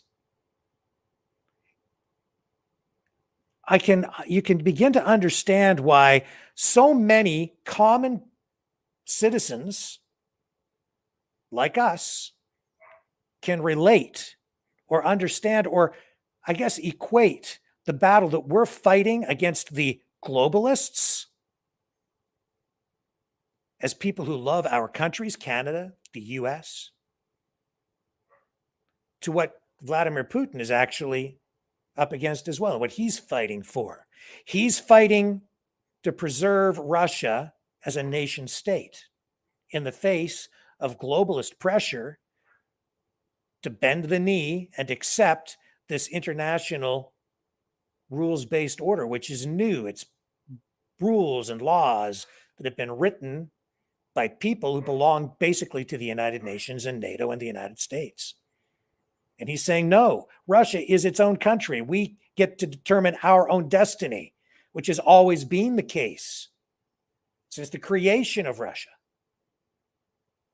And China has that similar view, and Iran, and many other countries on the other side of the fence. But on this side of the fence, it's a collectivist mindset or ideology that has taken root. And it has been thus, really, I think, since the creation of the League of Nations, which then evolved into the United Nations. And now you're seeing the results of that in this new world order that has been created by the Western elites. That's why I think people, just everyday people in Canada and the US, are sitting here saying it seems almost like Vladimir Putin is fighting for us. In many respects, I guess you could look at it that way, because he's fighting for nationalism, the preservation of Russia as a nation state. That's the way he views it. We also, I think, as Canadians, as US citizens, want to preserve the country as its own nation state. We believe in in nationalism. We believe in our countries, not in a state within a global nation, governed by unelected globalist elites at a higher level. I don't know if what I'm saying is resonating with you folks or not, but really, it's all about sovereignty. I want you, if you're a regular viewer here, to remember that word, sovereignty. It's going to come up over and over again in the weeks ahead. It's going to come up as we discuss the war in Ukraine, the new multipolar geopolitical reality that we face, as we talk about local, provincial, and national politics in Canada, as we talk about the political environment in the United States. At every step, you will find that we will keep coming back to that word, sovereignty. As it relates to UNDRIP, First Nations, over the course of the rest of this year, I think you will see major changes politically, especially in Canada, also in the United States, as it relates to sovereignty. Who gets to control the country? Who has the power in the end? How will that play out over the next year? This will be a pivotal year. We're going to see a lot of political posturing, strategizing, and I sure hope we don't see violence as a result of this. Unfortunately, as people struggle to assert themselves and gain power or preserve the power that they have, that's always a risk. Always a risk. There are people out there as well who are engaging in this process and the political game who have the luxury right now of being very critical of the powers that be, without needing at this point to completely reveal or reveal at all what their true political position is or where they really want to take things. In fact, there are some political players out there who are living and working in the shadows, not really even revealing themselves, and yet extremely active, hiding in plain sight. This may sound rather cryptic tonight, and I suppose that it is, because I can't reveal everything that I know at this point, but I will. There's so much more going on behind the scenes than people realize, especially right now in Canada. There's a lot going on that people are not aware of. Games being played at the highest level, jockeying for position and power. And yes, a lot of this relates to the journalism that I was practicing over the past, 3 months, as it relates to that big event back in Winnipeg. That turned out to be what it was. That is far from over. I said back then that it wasn't just about Winnipeg, that it's a much broader issue. And it's all related to this, sovereignty. Sovereignty. Who's in charge? Who gets the power? Does the nation get to determine its own destiny?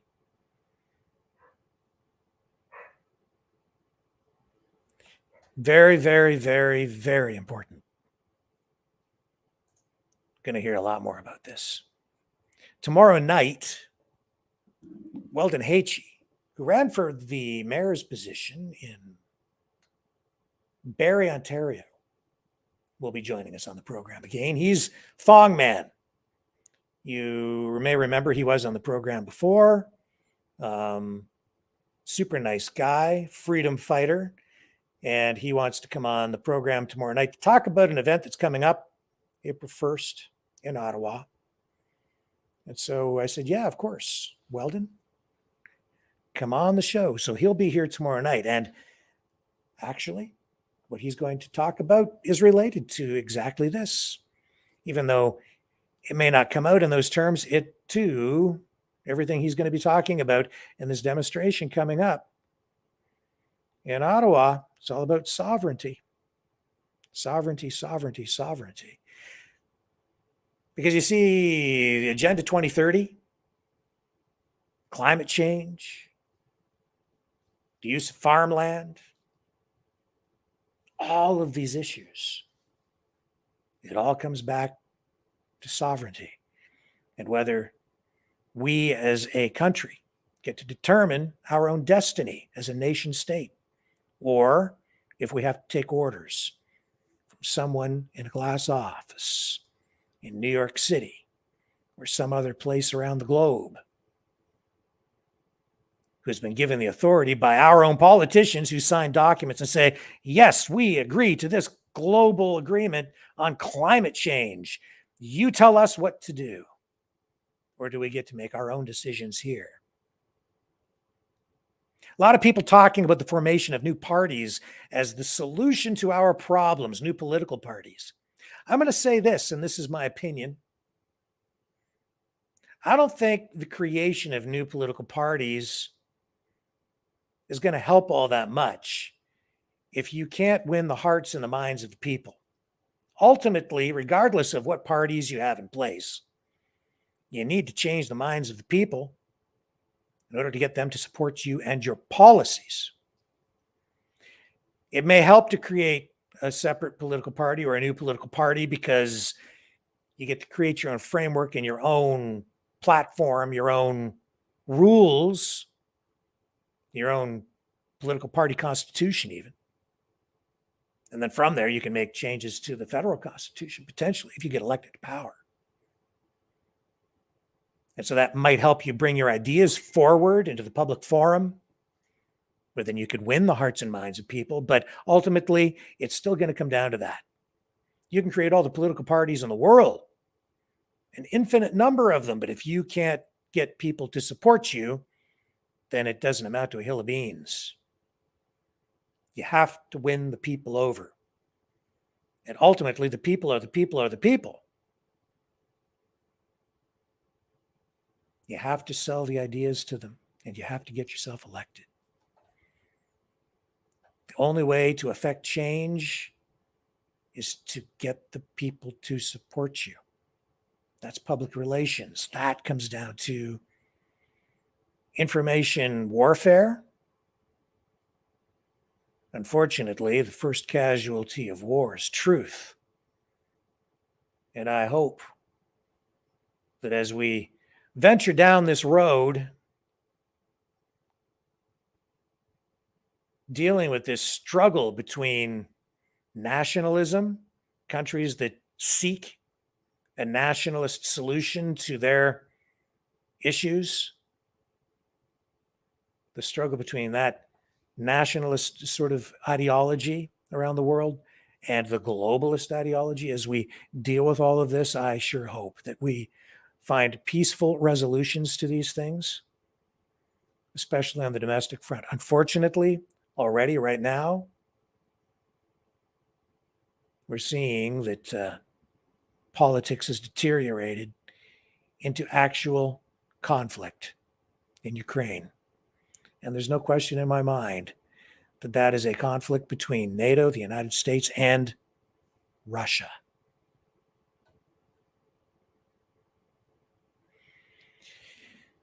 That is an example. It shows exactly where it all is going. And keep that in mind, folks, because we don't want that same scenario to play out here on domestic soil. Far too dangerous, far too scary. Stay with me.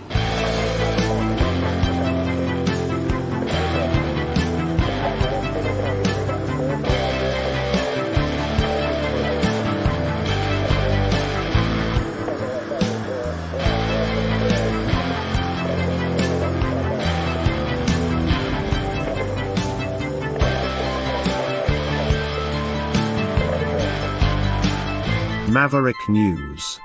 Fighting for freedom. Okay, we're going to go to the phones. I should also explain before we do that, though. I see some of you asking about our ban. Yes, it is true. One of our channels has been banned. Going through a process with regard to that. But yes, one of our channels has been banned. Not just temporary. Two of our channels have been banned. One of them temporarily, another one permanently. I know why. And it's not just organic.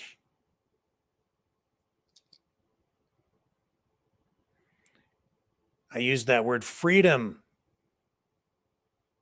a few moments ago. Everyone should ask, what does freedom mean to you? And who are you following? Just because someone's running around yelling, freedom, doesn't mean they mean it. Every politician, every bureaucrat, every dictator around the world has used the word freedom, and they've rallied troops around themselves.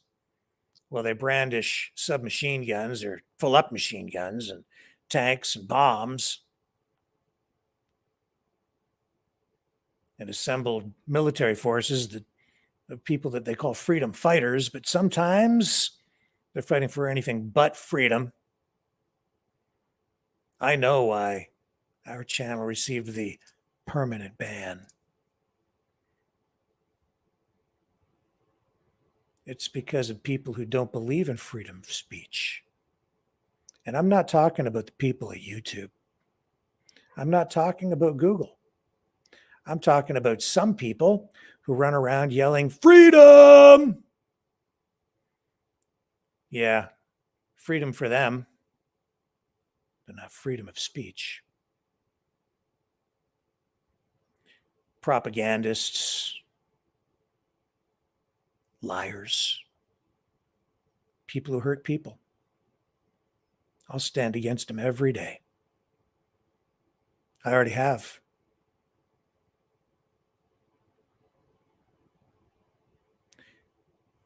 I'm not going to get too specific here tonight, but for those of you who watch regularly, I think you know what I'm talking about.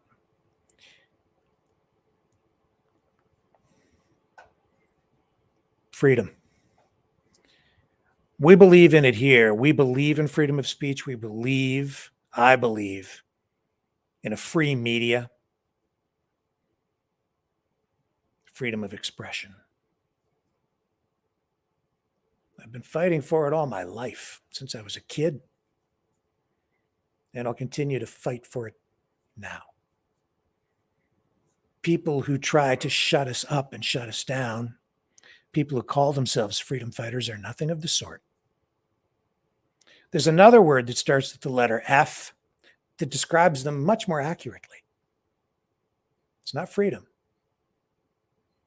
Second letter is an A.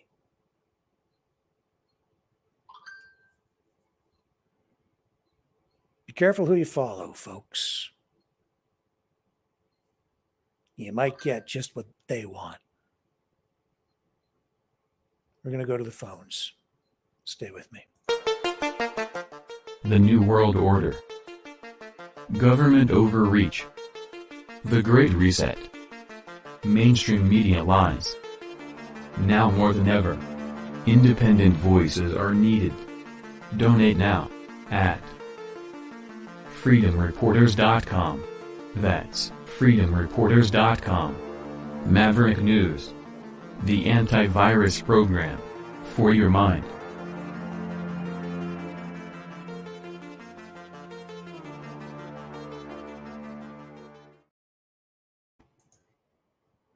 Okay, I'm back. I'm getting the phone lines set up here. Go. To explain in plainer terms, yeah, we did receive some we had some problems because with the censorship and the banning issue, because of our coverage of the National Citizens Inquiry into the government response to the pandemic here in Canada. So that has been an issue. We've had some issues with our coverage of Donald Trump, which they don't care for on some social media platforms. But the larger issue, the more serious issue, is a smear campaign. And it's not coming from the left, and it's not coming from the social media platforms themselves. It's coming from within.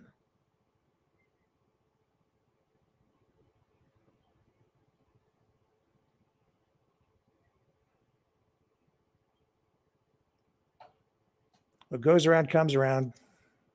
Karma. And I'm not talking about it coming back to me.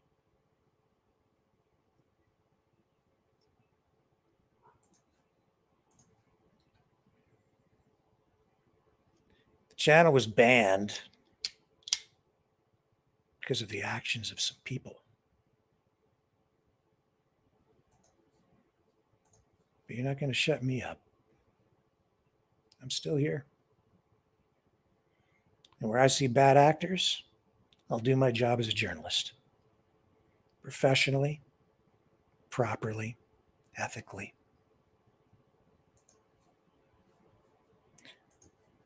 All right, let's go to the phones. Here's the number to call. We're ready to roll.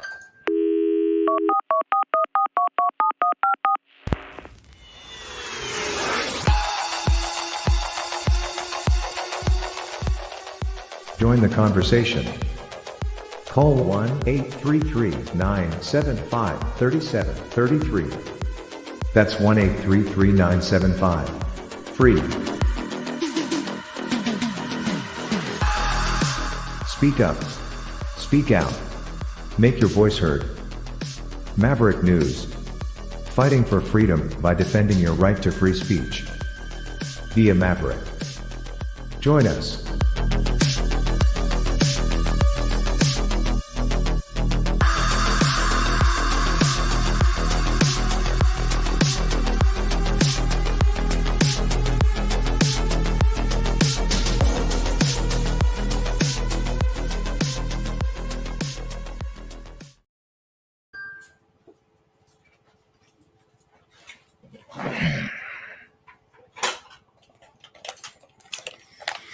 Okay, sorry I had to step away there. I had a little bit of an issue over in the other part of the room. So we're back and it's time to pick up the calls. Here we go. Let's go to our first caller of the night. Hello. Who do we have on the air? It's Sandy. Hello. How are you, Rick? I'm fine. How are you? I was always happy I'm to hear from good. you. Good. Can you hear me? I can. You go ahead. What do you want to talk about? Okay. Okay, so here's the thing. I live in a small town. Okay. Okay. So you know what I'm going to say? Nope. Don't know. Give Trudeau a break. Okay. Why do you say that? Give him a break. You know why I'm saying give him a break? No. Because he legalized marijuana. Okay. Okay, let me speak. He's young. He is the youngest prime minister that has ever been in Ontario for a long time.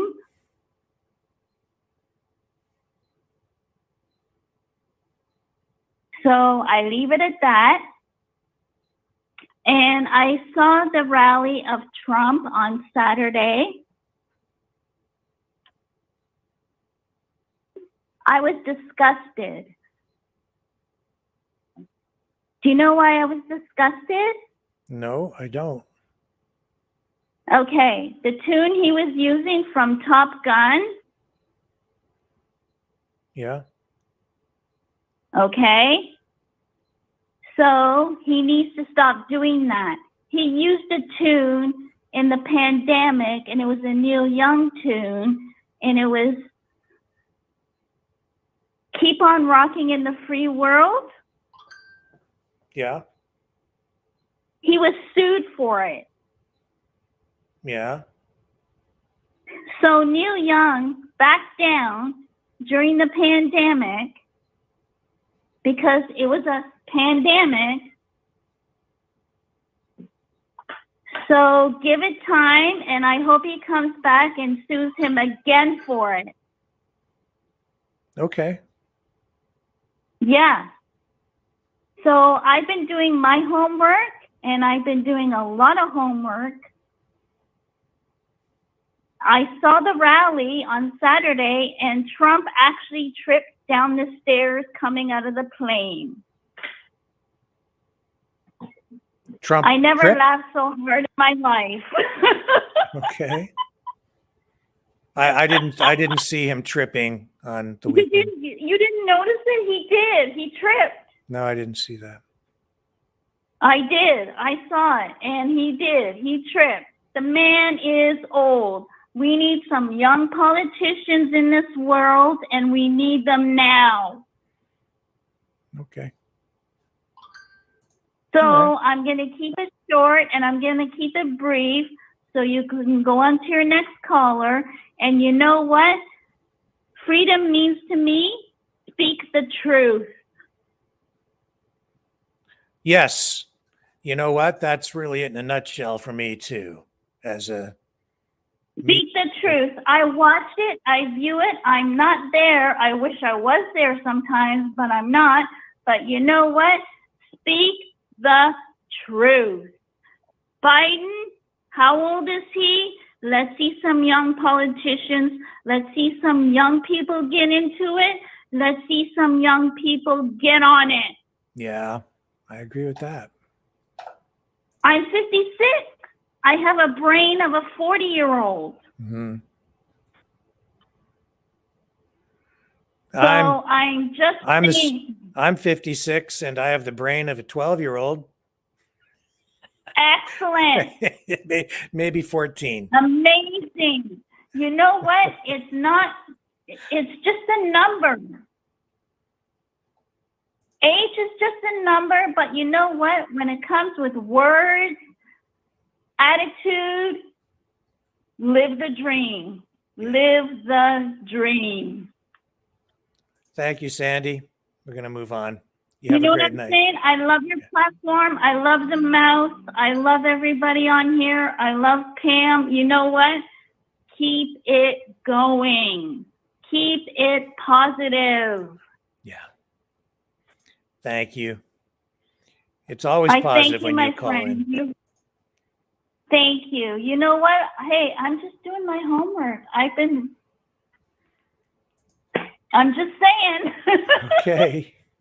All right. Thank you, Sandy. You have a great night. You too. Thank you. Okay. Take care. Okay. Here he is. Go ahead. You got the moment, saw the man without a plan to master all disasters. The one, the only, the real deal, Leo. Somebody hacked me in the group, Rick. Somebody My what? name's coming up as hacked me in the group as Mouth of the South with my handle. Oh. And they're commenting, and it's not me, buddy. Oh, yeah. Okay. Not me at all. So, there's so much weird. Teach me. How do you do that? Going on. Is that you? It says, I'm calling in now. LOL. Is that you or no? That's me. Yeah. That's me.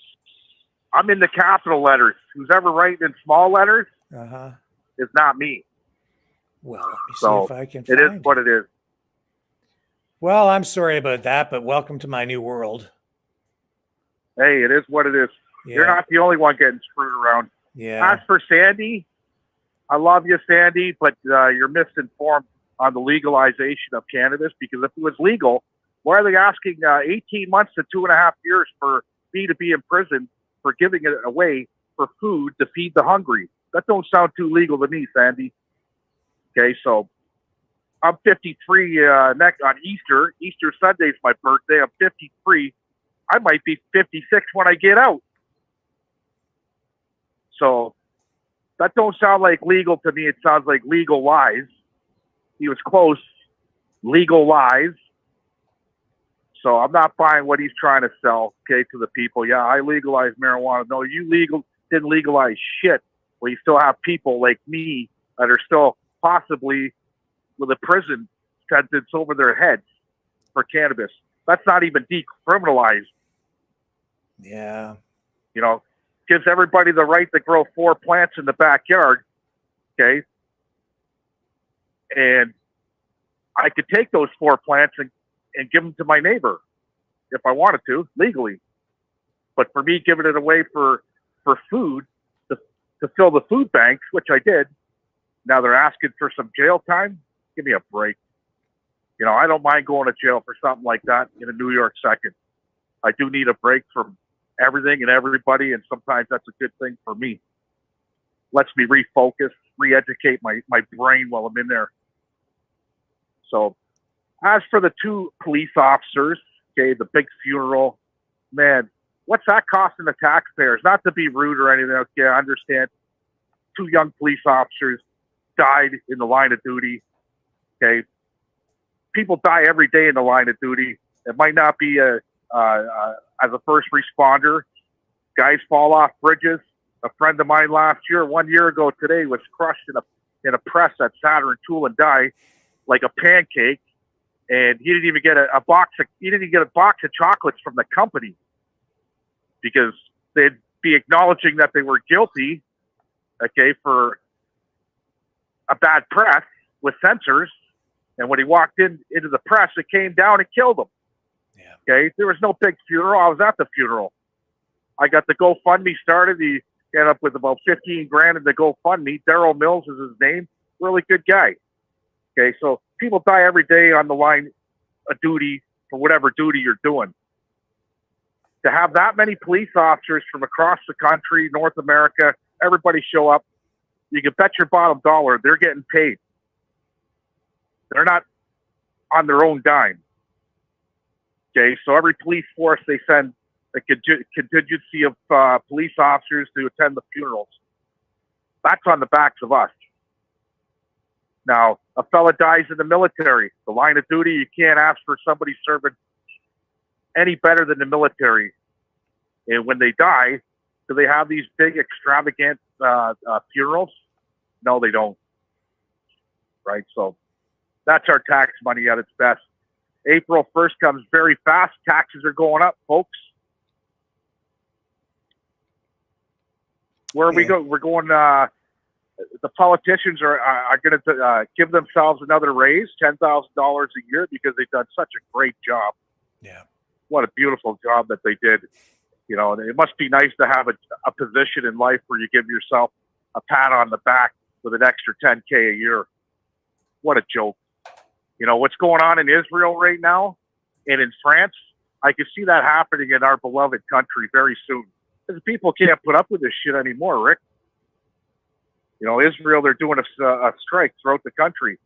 People are just walking off the job. Same thing in France, walking off the job, and the government's out there with the billy clubs and the mace, yep. the smoke, ordering people back to work. They're going to find out in a hurry that if the Canadian people do that, okay, and there's a nationwide strike like that, we're not slaves to anybody. And that's how you're going to show them. You cut off the money, you cut off the head of the snake and the serpent. It's all about dollars and cents, Rick. And I'd walk off the job right now. In a New York second, I'd stay off. You know, when you got people representing themselves, especially for a raise, but us, the working class, the ones that are paying these chumps, okay, we're not getting the raises. We're getting, what are we getting? Oh, we're getting a carbon tax on the first. The 6% alcohol tax just happened, I think, the other day, didn't it? Yeah. It's enough to drive you to drink. If you can afford it. If you can afford it. Brew your own beer, grow your own weed. That's freedom to me. Give it to your neighbor. Give it to the homeless for food. Trade it, barter it, do what you got to do, right? Yeah. That's where we're going to head back to. So I asked for Sandy, you're a nice person, Sandy. You sound very nice, but you're wrong on legalization, hon. I know more about it, and 420 is coming up very soon, and I think we should discuss that. I'm going to try and get Mark Emery on your show for you, Rick. We're going to contact him. Okay. And I'd like to see him on your show. Sure. Okay, and yeah, he's got more insight on the legal lies and everything else that's happened throughout the history of cannabis, because I was there from the beginning with those guys, you know, protesting and fighting. And see, there you go right there. By protesting, it does work. Okay, because I was there 25 years ago protesting. Yeah, we weren't getting much headway, but in the end, we did get the legal lies. Okay, so there's a lot of Supreme Court challenges still up in front of the courts as we speak for legalization, because people are still before the courts, like myself. Now, if I had an extra $1 million laying around, I'd be in a Supreme Court challenge, but that's what it costs. Okay, no lawyers are jumping to the aid of me, right? And I'm not doing no GoFundMe's or any of that crap. You want to hang me? Give me 18 months to 2.5 years, so be it. You know, at the end of the day, I keep my head held high, and I'm not gonna be stymied by anything that they say, because I know it's total bullshit. It's fabricated, the whole system. So they can play it all they want, right? I'm not playing their game. I won't be, what we say? I won't be bullied by anybody. I'm not going that route. You know, you teach your kids to do the best things in life, okay, and stand up for the things that they truly believe in. Yeah. And I believe in legalization of marijuana, full out legalization. Who says that, Rick Walker, I'm excluded from legalization? You believe that? I can't even get a job in a pot store because I have a criminal record for pot. I can't grow marijuana and sell it to the pot stores because I have a record for growing pot. That's absurd, Rick. It is. I grow the best tomatoes. I grow the best tomatoes your mouth's ever touched, okay? You ever tasted. But I can't sell those tomatoes because I got a criminal record for growing tomatoes. Give me a fucking break. That's not legalized. Well, I should tell you that I may have accidentally just banned you on the channel. Oh, that's all right. I was trying to ban the fake dude, the fake mouth. So if you're banned, it's because I banned the real one instead of the fake one. But I will unban you. The real mouth of the South, please stand up. Please stand up. I'm here, but it is what it is. If I'm banned, that's all good. Yeah, you let we'll me get know. Back on there somehow. You let me know, and I'll rectify that if I've done that. I'll send a message. I'll send a hello to you. Okay. Let's see. That came up on my computer. Yep, you're still there. So I got the right. I'm still there. Then you got the other mouth of the South. Thanks, Rick. All right. Thank you, sir. You have a great night. Talk to you later. Okay, here's Steve. Go ahead, Steve. Hi, Rick. Yeah, once again, I find myself kind of agreeing there with the mouth. Mm-hmm. Trudeau only legalized pot for his own advantages, for selfish reasons, not for, it benefited a lot of people, but he did it for his own selfish reasons. He didn't have any heart in it when he did it. Yeah. As far as I'm concerned, if you're going to legalize one plant, you should legalize them all. And anyway, that's a whole other story. It's a huge realm to get into. And like I said, I'm passionate about that topic. And I was going to write a book about it when I was in the profession, covering everything from laws to districts to different countries. But anyway, and yes, I did do a rough copy. That's why I kind of, it's in my mind. But anyway, I was calling mainly to say, wow, I'm happy to, I think there's a bit of enlightenment going on with the Rick Walker these days. A few weeks back, you said something. I'm like, yes, I think he's starting to see some things here that he might have been closed off to before. And you made a few comments along the line. And if I get the drift of what you've been saying tonight, I think, I think this show, I think your mind is going to expand on some topics, and the show could get kind of interesting. Verge on conspiracy type stuff, though, at times. That's one of the reasons I don't bring up some of the things that when you trigger me, I want to call in. I think, he'll maybe write me off as a conspiracy theorist. But, I looked in some avenues, and I found things going back over 125 years that would suggest that what's happening now has been in the works since then.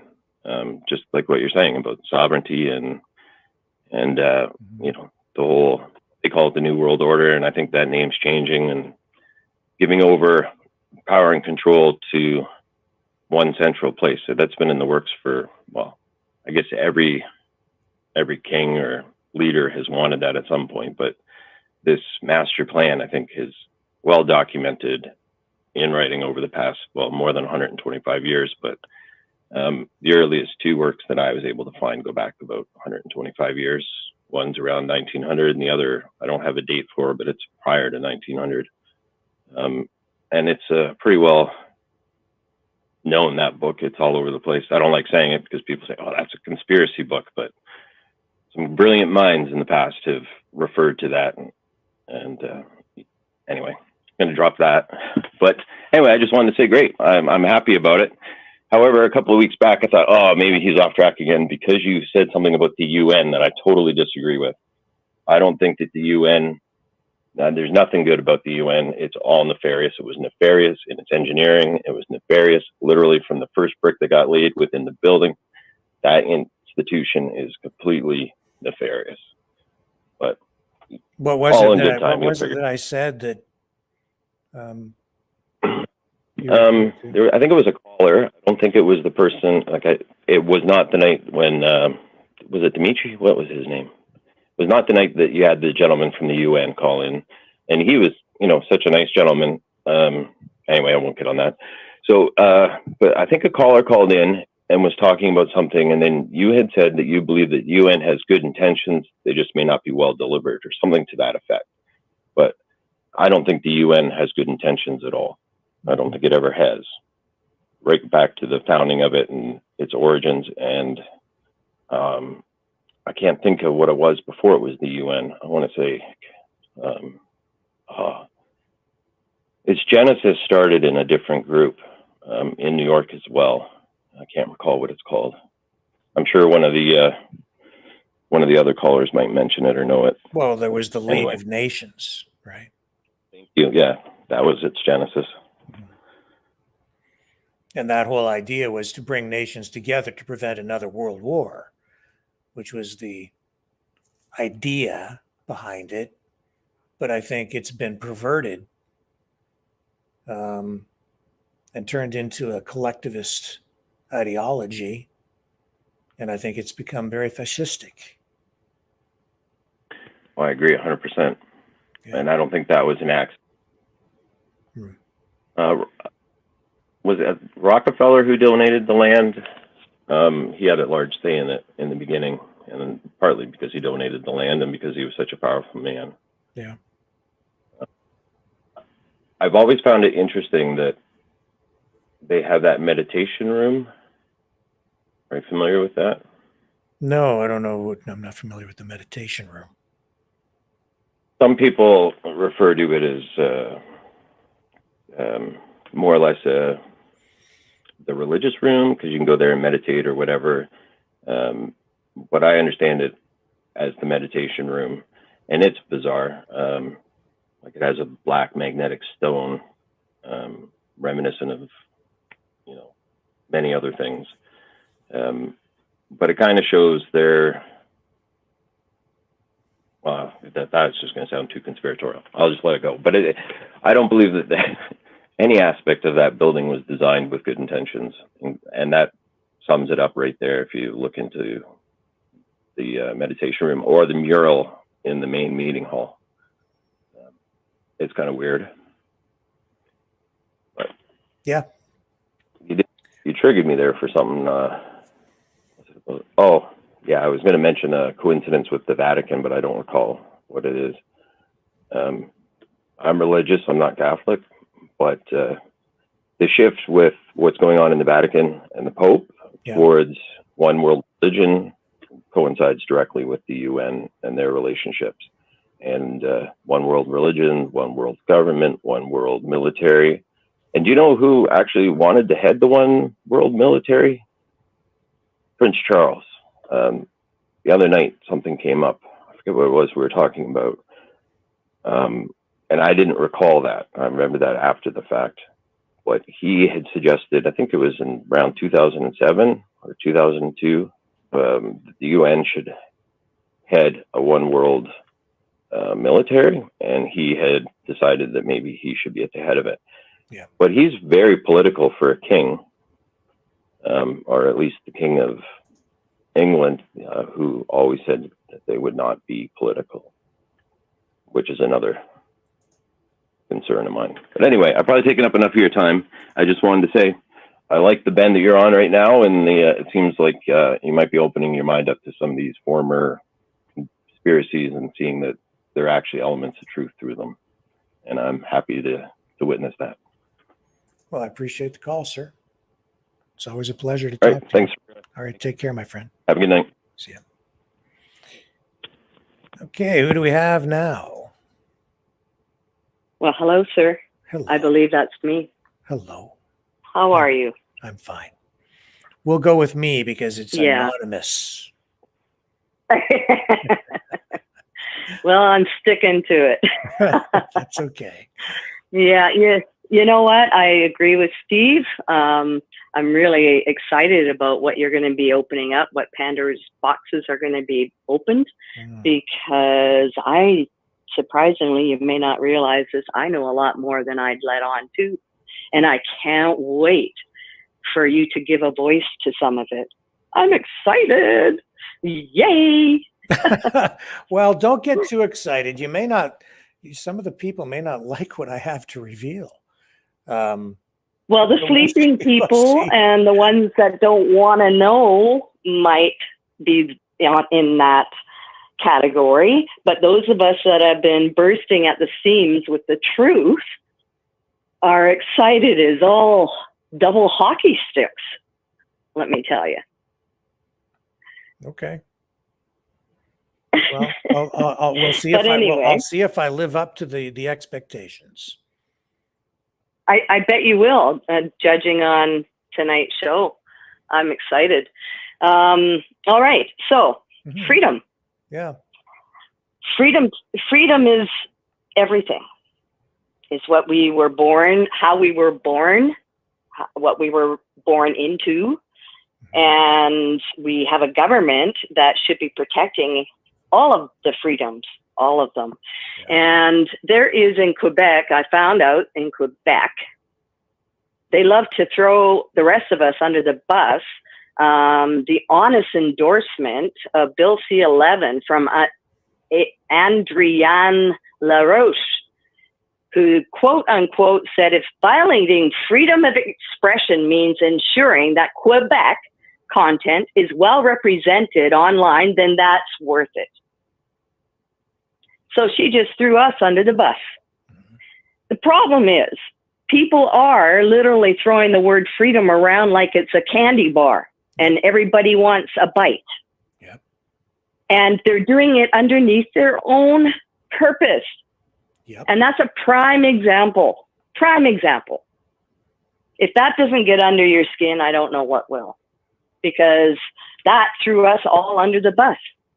Now, artists, I recently got to hear AI recording music. It was bloody awful. Not one bit of feeling or soul. Yes. It was horrific. There's no sense of feeling.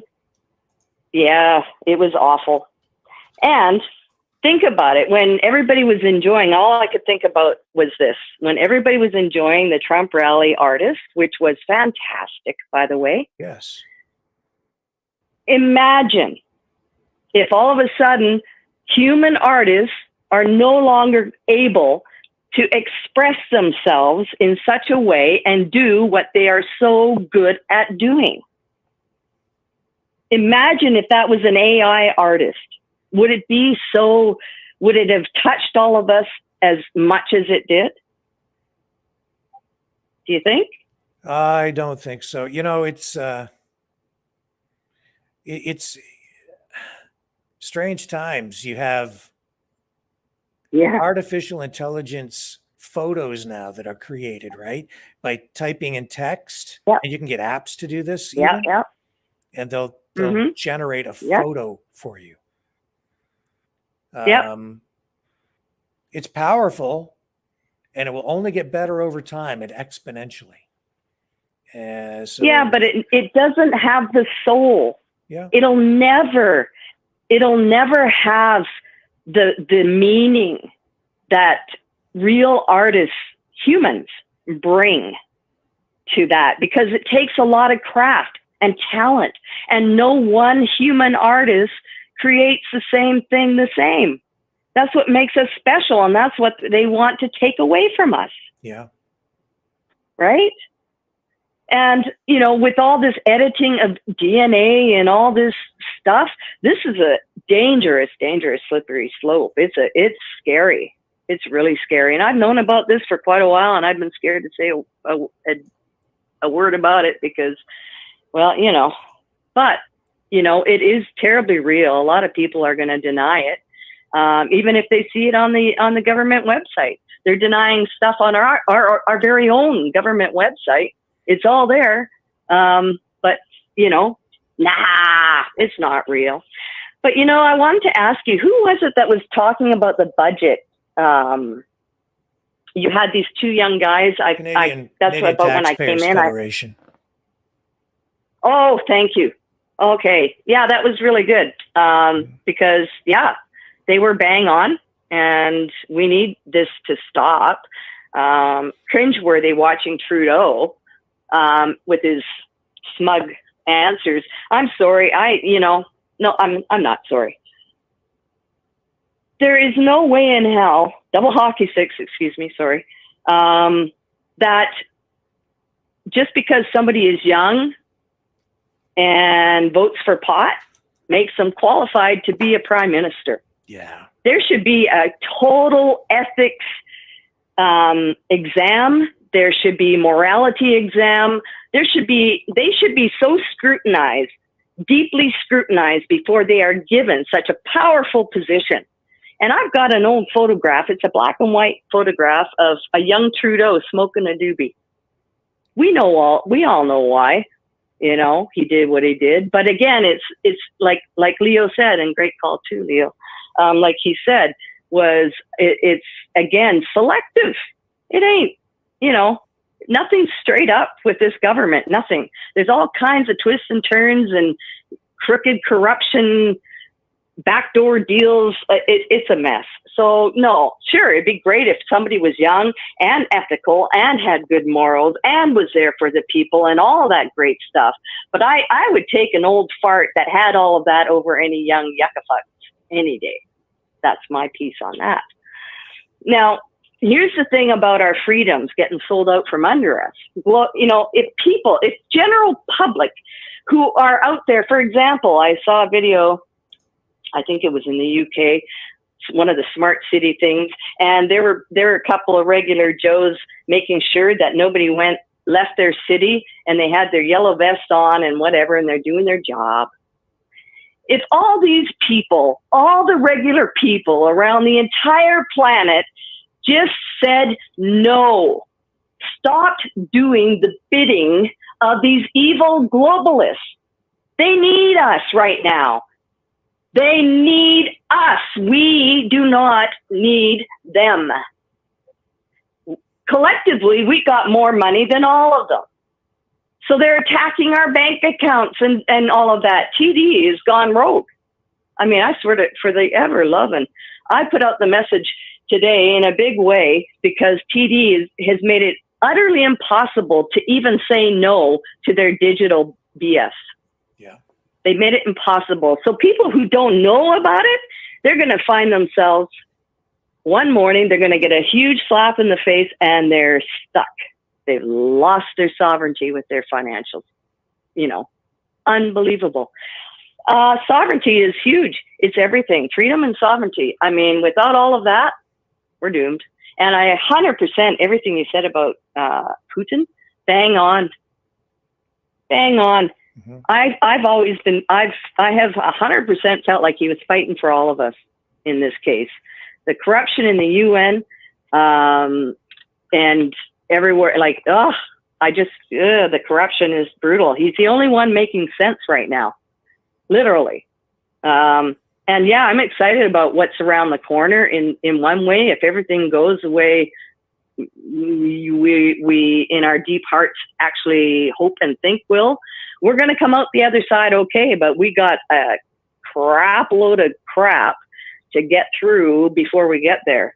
But people got to stop doing their globalist bidding, like right from the grassroots core, say no, because that's what's enabling all of this to keep moving forward, in my humble opinion.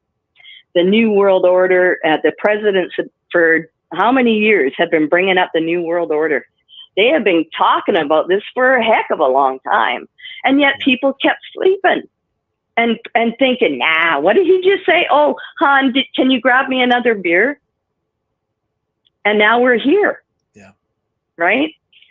So, you know, that kind of stuff is, people need to, you know, I'm hoping more and more people are starting to wake up and whatnot, and stop selling out your own personal sovereignty by going along with stuff just because it's easier or convenient or whatever, because all of those actions on grassroots level is what's supporting and enabling these globalists that want the one world order. They like, stop it, just stop it now. So there's my piece. You know, and artists, like we're gonna have a big problem. As a songwriter myself, I'm almost you know, this could take us down such a terrible slippery slope where we have to edit our own heartfelt songs, messages to the world from the universe that come pouring through us naturally. We're going to have to pick and edit, you know, every little bit and bob. That's not going to be the same anymore. You're not going to get that pure the content that gives you, the people out there, goosebumps. That magic will be stolen from you. And when you stop getting that magic, then you're going to wake up. My humble opinion. Okay, well, we better wrap it up. So I'll let you go. Yeah, thank you. Yeah, I know. I talk too much. I'm no, sorry. you don't. No. Love it when you call in. Thank you. Oh, bless. Thank you. Very kind of you. Okay. You have a great evening, and hello to all the hooligans out there. What is that? Have a good night. Tell me what is? I keep seeing that the hooligan party of I know. Ontario. What is that? I know those crazy kids. They're, you know, they just fell in love with the word and decided that, you know, all the Mavericks were the new Maverick hooligans. The Maverick so there you hooligans. Go. See, I thought we were a little kinder and gentler than that, but they've self-adopted. I thought so too, because it's like it's metamorphosizing into something. Like I'd like a softer image than that personally, much softer. However, it is what it is. I'm just me. I'm one against a whole whack of other hooligans. So, well, maybe we can discuss that in greater depth. I can't dictate what the whole family wants to be seen as, but I know. I mean, hooligans tongue in cheek, I guess, but I thought we were fighting for virtuous things as knights, not a bunch of hooligans. Exactly. That's what I was thinking. Right? I know. I'm not with the skull and crossbone images and the dark. No. I'm not into all that. I'd like to see some happier, brighter, more inspiring. Yeah, I something more inspiring. Yeah. I understand So, the but, comedic nature of it and the and maybe I do too. Yeah. the satire, but maybe we could revisit that. Yep. And come up with something a little more positive. I think that's really where I'd like Yeah. to keep things here. But we can discuss Yeah, it, for sure. as a group. Yeah. Okay. Sorry, guys. Don't be mad at me. I guess I let the hooligan out of the bag. No, I've Lord been help me now. seeing it, and I've been like, Hooligan Party of Ontario. What is that? How did that happen? I know. It's okay. I went to bed, woke up, and there it was. See, the other danger is our prime minister might just take that seriously. We've seen him do things like Well, that. that's exactly right. I mean, if Diagolon, the cartoon, was such a big enough issue to bring on the EA, can you imagine what hooligan can? Yeah, leave me out of that, man. Okay, like that ain't me. Next thing you know, Rick, why are you the leader of the Hooligan Party of Ontario? Yeah. Look, what are you talking about? I didn't make it. They said you're the You leader. didn't It was know all that you your were idea. running for election? They said it You was didn't your know you were running for election, eh? Oh, Yeah. I had no idea. You've been nominated. Okay. Well, thanks, On guys. that note, you have yourself a great evening. Okay, thank you. And now I'm in trouble, I'm sure. Wow. Okay. Good night. Right, see ya. All right, here's Gregory all the way from St. Louis. Hey, what's up, brother? Well, you tell me. You wanted to talk about what tonight? I was two kind of off the top. I was listening to your show a little bit earlier, or I've been listening, and it seems like AI, and then I had another thing.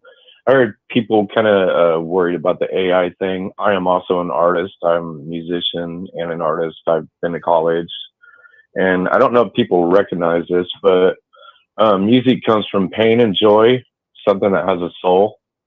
And also, if you go to college and if you ever observe things like in museums or whatnot, you will notice that art that will tell us part about what our history is and the way people felt and what our history was. So that's nothing that AI could ever touch. AI is all about putting an input in that a human has to do. So what we do through that is our observation and our feelings coming through there with our soul. So that can never be touched. So that's my personal opinion about that. Mm-hmm. I mean, the blues music, let alone, and if you look into it, it's about, you can see sayings, it's about a lot of people going through pain. And there's no way AI knows about pain or how to write a song about it. It's just not possible. So, I mean, that's my feeling about that. The other thing that was kind of, I've called in before, and it just makes me wonder, it keeps sticking with me. And it's about when they talk about this great reset. You know, if you play video games, in order for something to reset, it has to go to 0. So it makes me wonder, do the elite know something that we don't know? Is something on the way? You know, it just makes me really wonder about that. Not that everything has to be bad. You know, it makes me wonder, why would you really want to track and trace anybody? Could it possibly be for a good reason? If something really bad happened, you might want to find out where they're at. Money, you know, I've always tried to look at all money and power. Yeah, I believe you. I know, I believe that. And I've always tried to think about different sides of it. But I also believe that I look around a lot of the things on our earth and whatnot, and we don't know how to make them anymore. And things are left here. So it makes me wonder, like when you hear about Noah's flood, have things happen along the way that, you know, maybe there's some kind of timetable that for some reason the elite know about it and maybe have hidden it from it. So let me give you an example. Let's just say every 250 years, you know what hits the fan. But they try to hide history, change it, and do all these different things. But if people knew something was getting ready to reset or happen, they would act completely different in their lives, and then the elite, knowing it, might let everything go to what, knowing that it's getting ready to happen. It's just a thought I've entertained. A big part of the Great Reset is, I think, the reset of the economy, because they know that the US dollar as the world reserve currency is reaching the end of its life. We're seeing it play out right now, I think, with huge deficit spending, massive amounts of debt, devaluation of the currency, destabilization of the banking industry, and they're going to ride this thing out. And I think it's near the end. And that's precipitating this. I agree. That's reset. Part of it. Yep. I agree. If you wanted to, kind of focus in and hone in on that one little thing, but if you were to zoom out and look at a lot of things, it just makes you really wonder if it might be something bigger than that. Like they had those Georgia Guidestones, and that had they wanted to get the population down to 500 million or less, and whatnot. And then we have histories of people living underground and just things happening. We have things on our earth that are here that they'll literally tell you, we do not know how they got here. And they'll go as far as, and it makes me laugh, saying the aliens did it. So there's a lot of unexplained things. You look all around the world, and it's hard to find trees that are older than 200 and some years old. So it just makes you wonder if every couple hundred years or so, if something happens. I'm just entertaining the thought.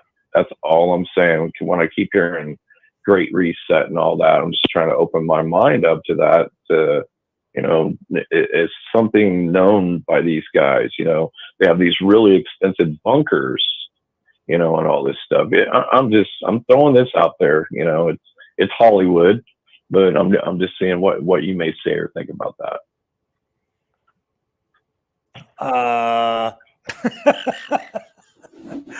Yeah, I think that it is largely based on the end of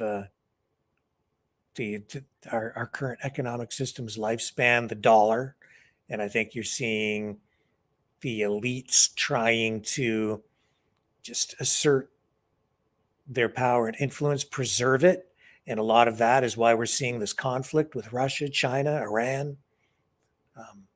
You're seeing the world being divided, and it's the impact of new technologies that they're finding they can use to their advantage, to cement their position as the lords of the world, right? So it's a combination of all of those. Do you believe in possibly like resets, like possible cataclysms, like maybe like one big event that happens, like, and we get so far up each time, and then we just get smacked back down, and then we're very few, and we have to build back up every once in a while. I wonder if you could entertain that thought. You mean like natural cataclysms, like an asteroid strike, that kind of thing? It could be anything like that, something to do with the sun, an asteroid, a comet. There's things in the Bible that talk about that. They talk about the stars falling. They talk about a lot of weird things, and it really makes you wonder, do these things happen? Like God looks down, and he's like, oh man, it really looks bad down there. And then he says things like the meek shall inherit the earth, and we got our elites talking about a great reset. So I'm just saying, open it up, and I wonder, is there possibly something on the way? If the elite knew, you could see how they had let everything just literally go to crap and try to go down in their bunkers and survive it, and then come back out and try to change history again and make it look this way or that way. I'm just saying, entertain the thought. I don't know, but I know that there have been things that have happened here, and we have things left on this earth that cannot be explained. They don't know who built it, how it was built, and all these different things. And it only leads towards one thing: is our history has been erased, and we don't understand a lot of things. And I personally think that we have resets. We get up and we go so far, and it happens all the time. God looks down, he's like, they did it again. All right, so here we go. Well, it certainly feels like we're at the end of something. I'm mostly concerned that it's going to deteriorate into some sort of a nuclear conflict, and there is your great reset right there. If we go down, if that happens, it's the end of everything as we've known it. So we're kind of there. I got you, brother. I was just curious. I was wondering, I was listening and opening up. I think the AI thing, I see where it's going, but like the lady with a very nice voice said, she should do like radio or commercial or something. I think her name was Sandy, the 56, 40-year-old. She has a great voice. Yeah. Anyway, it's just, AI has no soul. So, and art is a way to gauge where we're at in our history. It's about pain and feeling joy and how we feel, but something that has no soul can do that. It can only take input. Okay, well, we better move on. Got some more calls lined up here. Thank you very much for the call. Always great to hear from St. Louis. Great town. Thank you, brother. Bye. Take care. Okay, and I'm not sure who this is, but I think you want to talk about the Charter of Rights and Freedoms. Hey, Rick, what's going on? Good. Who's this? This is Tom. Hello, how are you? Good. How you doing? I was on your show a while back, and I was remembering I had audio issues, man. I had to let you go. Okay. So what? No, it's Dr. Doom 42, the fella that does the racetrack, the local dirt track here. Okay, cool. On the YouTube. So like you remember it now? I remember it. I do remember the call. We showed some video, yeah, of the dirt track. Yes, yeah, right. Anyway, yeah, like I said, I'd like to talk about the Charter of Rights and Freedoms. Okay. Because from my standpoint and from my memory and from my lifetime, there's been occasions where my rights and freedoms were stripped from me unnecessarily. Okay. I'll let you know when that happens. Like it's when you get detained by the police and they just have accusations against you, basically. So what they do is they place you in a holding place and they tell you that you have no rights or freedoms. They are stripped from you. You have no choice or say in the matter whatsoever. And basically, that gives them the right to treat you however they feel like. And that type of situation happens when people get thrown to what I call the loony bin or a mental health care facility. Okay. Yeah. Yeah. One of those places is attached to a jail. It's called the East Coast Forensics Hospital. It's in Dartmouth, Nova Scotia. And when they release you, they prepare you for living in society again. It's like the parallel to jail, except it's just other people's bullshits and made up stories turn into accusations. And then before you know it, it's a believable story to the people that are in power. And then they just decide, amongst a group of them, and they're nobody really, nobody important, like a lawyer, a doctor, etc. A few people on this thing called the board that make that decision. And people should just realize this really happens in Canada because I've experienced it. Yeah, I know of And someone on more than one occasion. Yeah, I know of someone who has gone through this.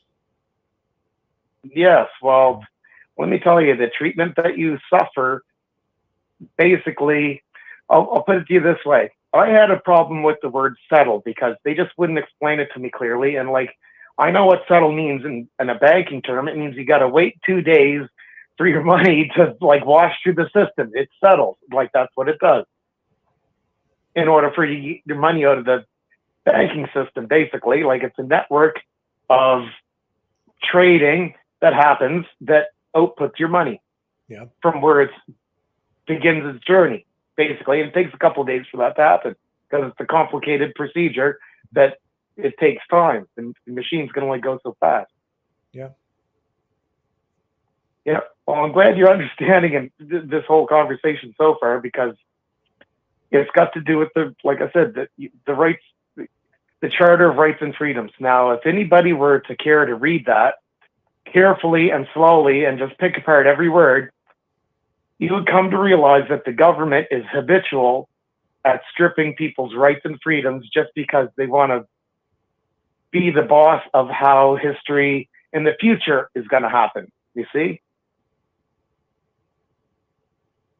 Okay. When the history of the future should be empty, but they put stuff there. You know, it's forward thinking. Okay. You know, but that in itself takes away everybody's individual rights and freedoms, because it's just a few people's vision of the future that they want to chase, and they're dragging everybody with them. All right. Is You there see something? the problem? No, I'm Well, not. I'm going to get to the point right now. Okay. You're kind of losing me, but yeah, let's. Okay. Well, I'll get to the point right now. Let's focus it really clearly. Okay. What I see that's happening throughout the entire planet right now is basically a civil war in an anarchistic style, as being each individual is got their own rights and freedoms and has the choice to take their future in the direction that they want it to go. Now, you see how that's anarchistic in nature, but the thing is, you got to maintain your rights and freedom and get along with everybody else in the universe, basically, not just the Earth, because there's more to the universe than just the Earth, because this just takes us right up to the next level. Yeah. Okay. I don't think that a society that embraces individual rights here's and the freedoms thing. is. The police and everybody always tell me that my issues with like people stealing money from me in the past, it's a civil matter. You got to deal with it, blah, blah, blah. It's civil, Yeah. you know? So that's why I'm thinking, in order for me to get my money back from the people that robbed me, and it's like the police are condoning this behavior, and actually part of the problem with extortion and all this corruption that's going on with the government, that's the civil war that's global. It's gone global, and it's anarchistic. Like, that's the net solution of what's going on in the world right now. Okay. Yep. Well, like, I'm just trying to explain it easily as I can. All right. Well, I appreciate that. We're going to move Not on. a to problem, Dave. buddy. All right. Thank you. You have a great night, my friend. You too, Rex. Have a good one. Take care. Hello, Dave. How are you tonight? Yep. Hi, Rick. How are you doing? I'm okay. Thanks for waiting so long. That's all right. I was having a little trouble following him. I understand what he's trying to say, but when he went universal, he lost me. I like to keep my my issues just like in our own little area. Sure. Well, why don't you focus on what it is you want to talk about? All right. I just wanted to mention this thing earlier. What got my interest was you put this thing up in Britain about this bio business. Yeah. What was it called? It's the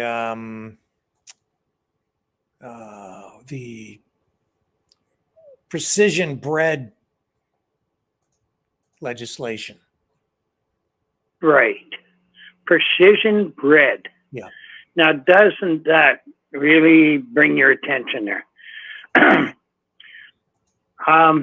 What it reminded me of, since I was a kid, I mean, I raised rabbits, I had chickens and pigeons, and, I've been a biologicalist all my life, I guess, but not educated, but, I seen you mentioned something about this bio bullshit.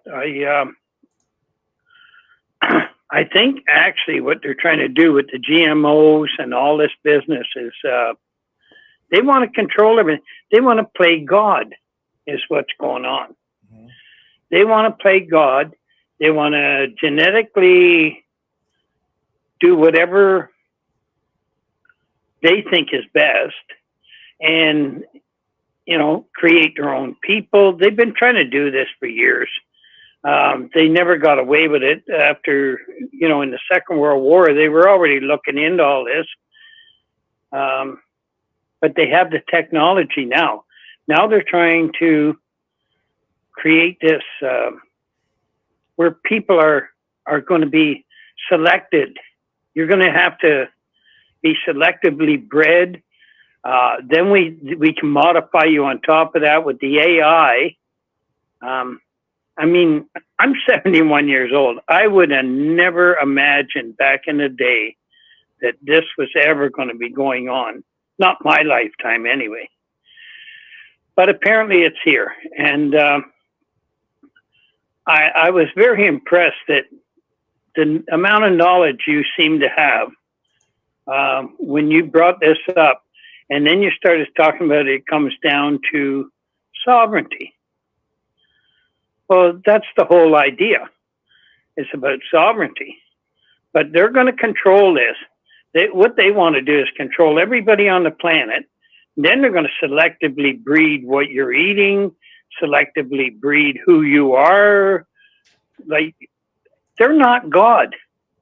Why do these people, like Bill, I don't want to mention names, Bill Gates or whoever, these people think that they have the right, because they have the money and the resources, that they can play God with the rest of the planet. They I don't know. What's your view on it, Rick, as far as this thing goes? I mean, when I was a kid, I studied Gregor Mendel. He dealt with genetics. Charles Darwin, he dealt with evolution.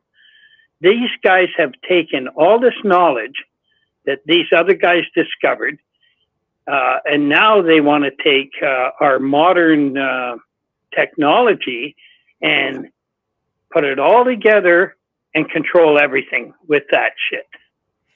What's your view? It's about the balance of nature. We should not play with that. We need to keep our society more organic.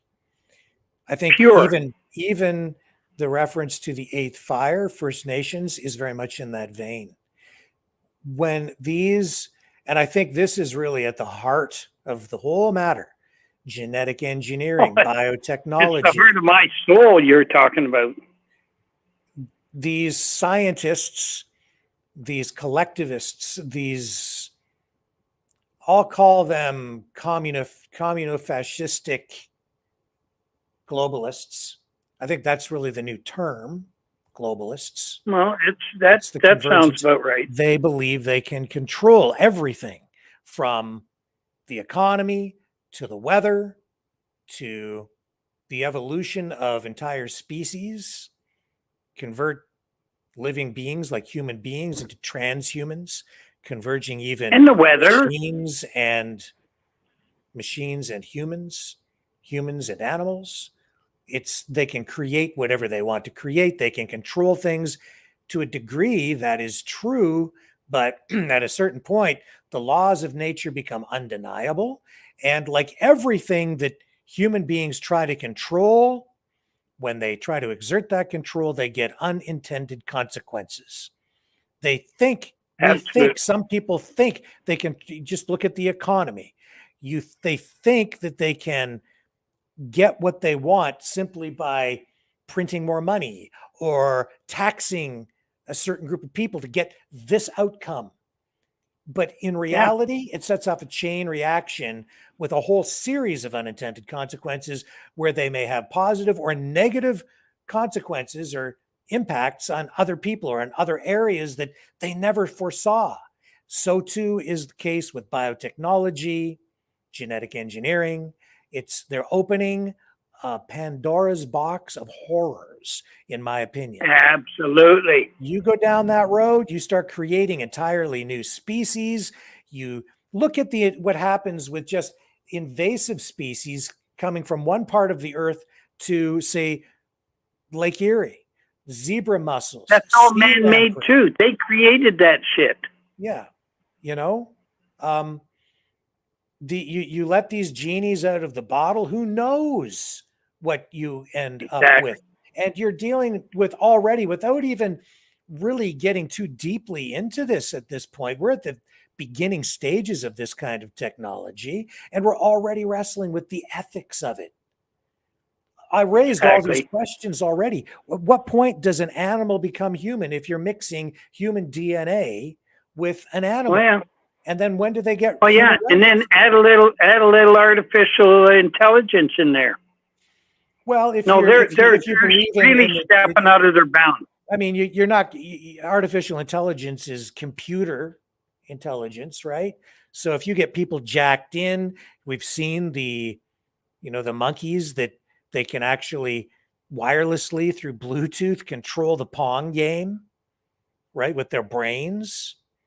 So when you're talking about mixing artificial intelligence, that's really jacking people and GMO. But you don't get artificial intelligence biologically. Artificial intelligence is synthetic. It's computer generated, period. I think they're trying to create that. They want to take the whole deal. Wait, no, you hit it. When you put that thing on earlier, I thought Rick knows more than people realize. They are taking our whole biological system, like their knowledge of it, and they're using it to their advantage. Now, all of a sudden, they're going to decide who breeds, who doesn't breed, what animals we breed, how we breed them. We'll genetically modify them. If we don't like this, we'll just do that. They're playing God. And like you said, we're dealing with Pandora's box. This is going to be a real fucking problem. It's going to be a real problem. That's all I had to say. When you put that up there earlier, I thought, here he goes. Now he's touching on what I have a little bit of knowledge about, and that's about breeding. I've been breeding animals for years, and we're always trying to better things genetically, but through selective breeding. These guys want to genetically modify shit. Well, that's not part of the game. It's not. They're like, what are they doing? They're going to destroy our society and destroy humanity through their stupid games because they can afford to do it. Very complicated issues, especially when you're talking about genetically modifying human DNA or biotechnology that can cure diseases, and then selectively breeding. We're all a big experiment to them. So it's hard to say to someone who maybe has a disease that could be cured through that kind of technology to say, no, I don't think we better go down that road. Oh no, they want to cull them out. They've been trying to do that for years. Cull out any defective genes. Just cull them out. Like instead of live and let live, like let's cull out if somebody has, you got a disease. Well, we'll cull you out. You're not going to reproduce, but we're going to create this superior human that is resistant to everything and obedient and everything they want in a person, and then we'll create more of them and cull out the rest of the people. That they're playing God. They are not God. They never were. They never will be. You got to live and let live. Let life go on. Nature is perfection. It really is. If they just let this world, who said it? Lenny Bruce back in the 50s. Lenny Bruce was a comedian. Like a lot of other comedians, they told the truth. He said, the world is a beautiful place if it wasn't for people. And I'm going to leave it at that. And Okay, time to move on. thanks for letting me vent there, Rick. Thank you, Dave. Take care. Okay, and a return caller. Yeah, I Anonymous. wasn't planning on calling back, but I was about what we talked about at the end of the call. It was completely innocent, and I jokingly said that I'll probably get in trouble, but guess what? It's not a joke. What's not a joke? It wasn't a joke, and you aren't apparently a part of that whole, I can't even say the word, because I had 2 rabid dogs attack me in the group. I had no idea. It was an innocent thing. As it all kind of came out, it was innocent. I just saw the word floating around everywhere.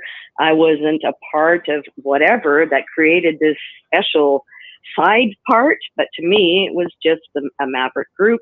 And anyway, I just got madly attacked by a couple of really angry people, and I'm not impressed. You don't do that to someone, especially when they've even apologized and said it was innocent. And it was awful. I'm really upset right now. And like, we're adults, grow up. You don't talk to people that way. And especially if somebody said, what? It was innocent. I had no idea you guys had something special going on. I'm sorry. And I got called an idiot and stupid and all kinds of stuff. Not cool. That's not cool. So, and I'm not going to, you can't say anything on there because, you're being attacked and you got all these, they're coming at you. So anyways, I'm saying it here, and they're probably listening, and I hope they are. You need to not do what you did. It was not cool, and I didn't deserve any of that. Where were they Last attacking I you? In the heard, chat? No, in the Discord. Oh. Yeah. Okay. That was really awful. Actually, I didn't deserve that. It was completely innocent. I didn't do anything knowing that I was outing something. And yeah, I'm pretty upset right now. I didn't deserve that. So it's just not to a let joke? you know, no, actually, I apparently outed something. So yeah, I was part of that particular group before these people even joined, and to me, it was strictly to support you. And apparently, there's something else going on I didn't know about, and it was an innocent thing. And apparently, I'm a horrible, stupid idiot now.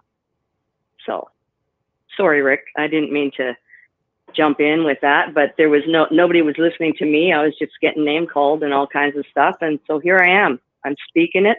I will not be bullied and treated like crap by anybody, especially people that are supposed to be in a group that is supporting Maverick News. That's what I thought it was mainly about. So I said my piece, and if I'm not welcome again because of it, so be it, because that seems to be how childish this is. Okay. That sounds very disappointing. Anyway, very disappointing. Yeah, I don't control that group. I know. People. I know you don't, Rick, but yeah. I've been over there a couple of times just to look in, but briefly. Yeah. I just don't have time to get too involved. I know. In things, but I would hope not. that whatever's going on over there is positive, and if it has That's what my I name hope for. attached to it in any way, I certainly hope that it's being something that's positive. Exactly, and that's exactly, and that's what apparently I missed one or two. I don't know how many nights of conversation. I missed what this whole thing was about. I just all of a sudden saw the word everywhere, and I thought they were being funny and it was a joke, and thus I thought, in good humor and good faith, I'd mention them and say hello to everybody, and I got ripped apart by a couple of them. So yeah, not cool. I'm pretty disappointed and very sad about that. Well, we have some bad actors, some trolls that have been visiting Mm-hmm. our chat. We've had, to put it in very simple terms, people trying to destroy these channels from within. Yeah. Yeah. And it's coming from within the freedom movement, unfortunately. Yeah. As I've been trying to explain to people. I know. And it's just ongoing and ongoing and ongoing. And I'm really not that interested in them because, you know, there are other things going on besides what's going on in their little minds. And I don't really want to engage too much in it because it's just a bunch of crap. No. It is. It is. I mean, imagine my shock. I was like, I'm still in shock that I got attacked like that by a couple of them the way they did. Well, we'll keep an eye on it. Don't let it get to you because, you know, the real thing going on is right here. So. Exactly right. Exactly right. And again, I thank you for the great conversation, the great show, and I'm looking forward to more. Thank you. All right. Have a good night. With that, I should bid you adieu for the evening. Look forward to the next call. Yeah. Take care. Thanks, Rick. You too. Bye. Well, that sucks. Well, if anybody's engaged in that kind of activity, please stop. I don't know what's going on over there. I'm not sure I care to know.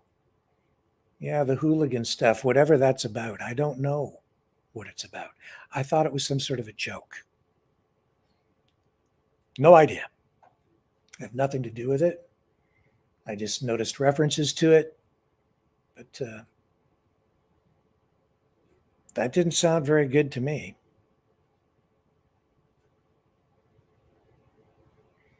So I don't know. Yeah, maybe there's another Discord channel. I have no idea. No idea what's going on at all. We'll have to look into it, I guess. But again, like I don't control it. It's not my thing. I know that there are some other people out there using my name as well. And the company name that I've had for well over 20 years that I've used for a variety of related business activities. And now it's here, being used here. People taking the name now and associating with this it really has nothing to do with me. But I don't know. And then there are just other people out there just trying to kill everything going on here because they're afraid of me. And that's fine too. But anyway, enough of that negativity. I'm just trying to ignore it, honestly, because I just don't want to play in the mud with the pigs. Not terribly interested. We have some very cool stuff lined up for later in this week, though. Let me just drop out of this. Just so I can explain what's going on this week. Because so tomorrow, let me get rid of that too, because we're going to finish up with these calls for the moment. Tomorrow, Weldon, Thongman, going to be here. So special guest there. And then after he's finished up with his special interview, and we'll still do the news of the day, but then we'll have Weldon on, Thongman. He's got a special message for everybody tomorrow, a positive message. So I'm really looking forward to that and having him on because he's a very positive, energetic guy, and he's always welcome on the program. Then we're going to have the people from United for East Palestine. They're going to be on after that. Lori will be joining us for that conversation. All that tomorrow. Then Wednesday, busy guy, generous with his time. Chris Sky will be here Wednesday. So we'll have an interesting conversation with him. We'll discuss his bid for the mayor's job in Toronto. I know that everybody here is aware that Chris Sky is running for mayor. So I did have a conversation with him over the weekend. And he'll be joining us on the program Wednesday evening. So you don't want to miss that. And then later in the week, we have a lady, I think, coming on to talk about her experience with getting the Kool-Aid in the arm. We may need to jump off at some point with her interview and go over exclusively to Rumble as we explore her negative experience with that. She will also be testifying at the National Citizens Inquiry at the end of the week. So hopefully we get her on Thursday. I'm working on that. And then also coming up, I think later in the week, related to the situation in East Palestine, we should have Soup Mama on. I'm going to reach out and talk to her again. She has been doing some great work and has been delivering aid to the folks there in East Palestine, Ohio, where we saw that train derailment and all of those chemicals leak. Looking forward to doing something with her and having her bring us up to date on her efforts to bring aid to the people who need it most in East Palestine, Ohio. So lots of stuff lined up this week. Big, big week. And I know that Thong Man's going to talk about what's coming up in Ottawa April 1st. So big, big stories, lots of interesting guests. So looking forward to it. And with that being said, we're going to wrap it up for the evening. If you are inclined, you can support the channel by donating at freedomreporters.com. We certainly could use the support, especially in the face of all this censorship and outright bans, which we are going to be addressing. And I think we'll get that one ban overturned, honestly, because it's completely uncalled for and is based on nothing more than fabricated complaints, if you're getting my drift, that don't even make any sense and cannot be correlated to any content on the site or the channel at all. So I'm certain that we'll get that back. And you can also donate at maverickdonations.com. The money that is donated goes to the phone system and also to help offset the costs of all of the cybersecurity that I've had to put in place because of the attacks that have been leveled against the social media channels, the websites, all of our digital assets. And it just helps cover all the bills too. The software, the streaming software, the subscriptions, the costs are much higher than people might expect to run this whole thing. We are over on Rumble, so please subscribe over there if you haven't already. We're growing over there. It's extremely important now more than ever that we shift as many people over to Rumble. At least if you have the subscription, if we do get banned off YouTube, Facebook, you'll still find us over there. And we are generating more and more numbers every night over on Rumble. So please take a look at that. You can still watch us over on YouTube, Facebook, wherever if you want to, even if you subscribe over there. But later, if they take us down, they don't give us the subscription list. Like I don't have all the names. So if you subscribe over there, then we'll have you. And what we should probably do is ramp up our efforts to collect email addresses from people so we can put together a list that way so we can always reach out to people if we get a permanent ban on our main channels. And we have, multiple channels, so we do have backups, but it's always a possibility. So donate at maverickdonations.com or freedomreporters.com. Like, share, subscribe. Please subscribe even on YouTube. Hit the notification bell. Share over on Facebook. Check us out on Twitter. Check us out on Twitch. Check out the rebroadcasts on CloudHub and Gab and the other platforms as well. And we're now across a bunch of other podcasting platforms with rebroadcasts through Podbean as well at the Maverick News channel over there. Appreciate the support from everyone. Thank you so much for spending the time here with us tonight. We will be back tomorrow evening, 6 p.m. Eastern Standard Time with Thong Man and the Peace People from United for East Palestine on the flip side.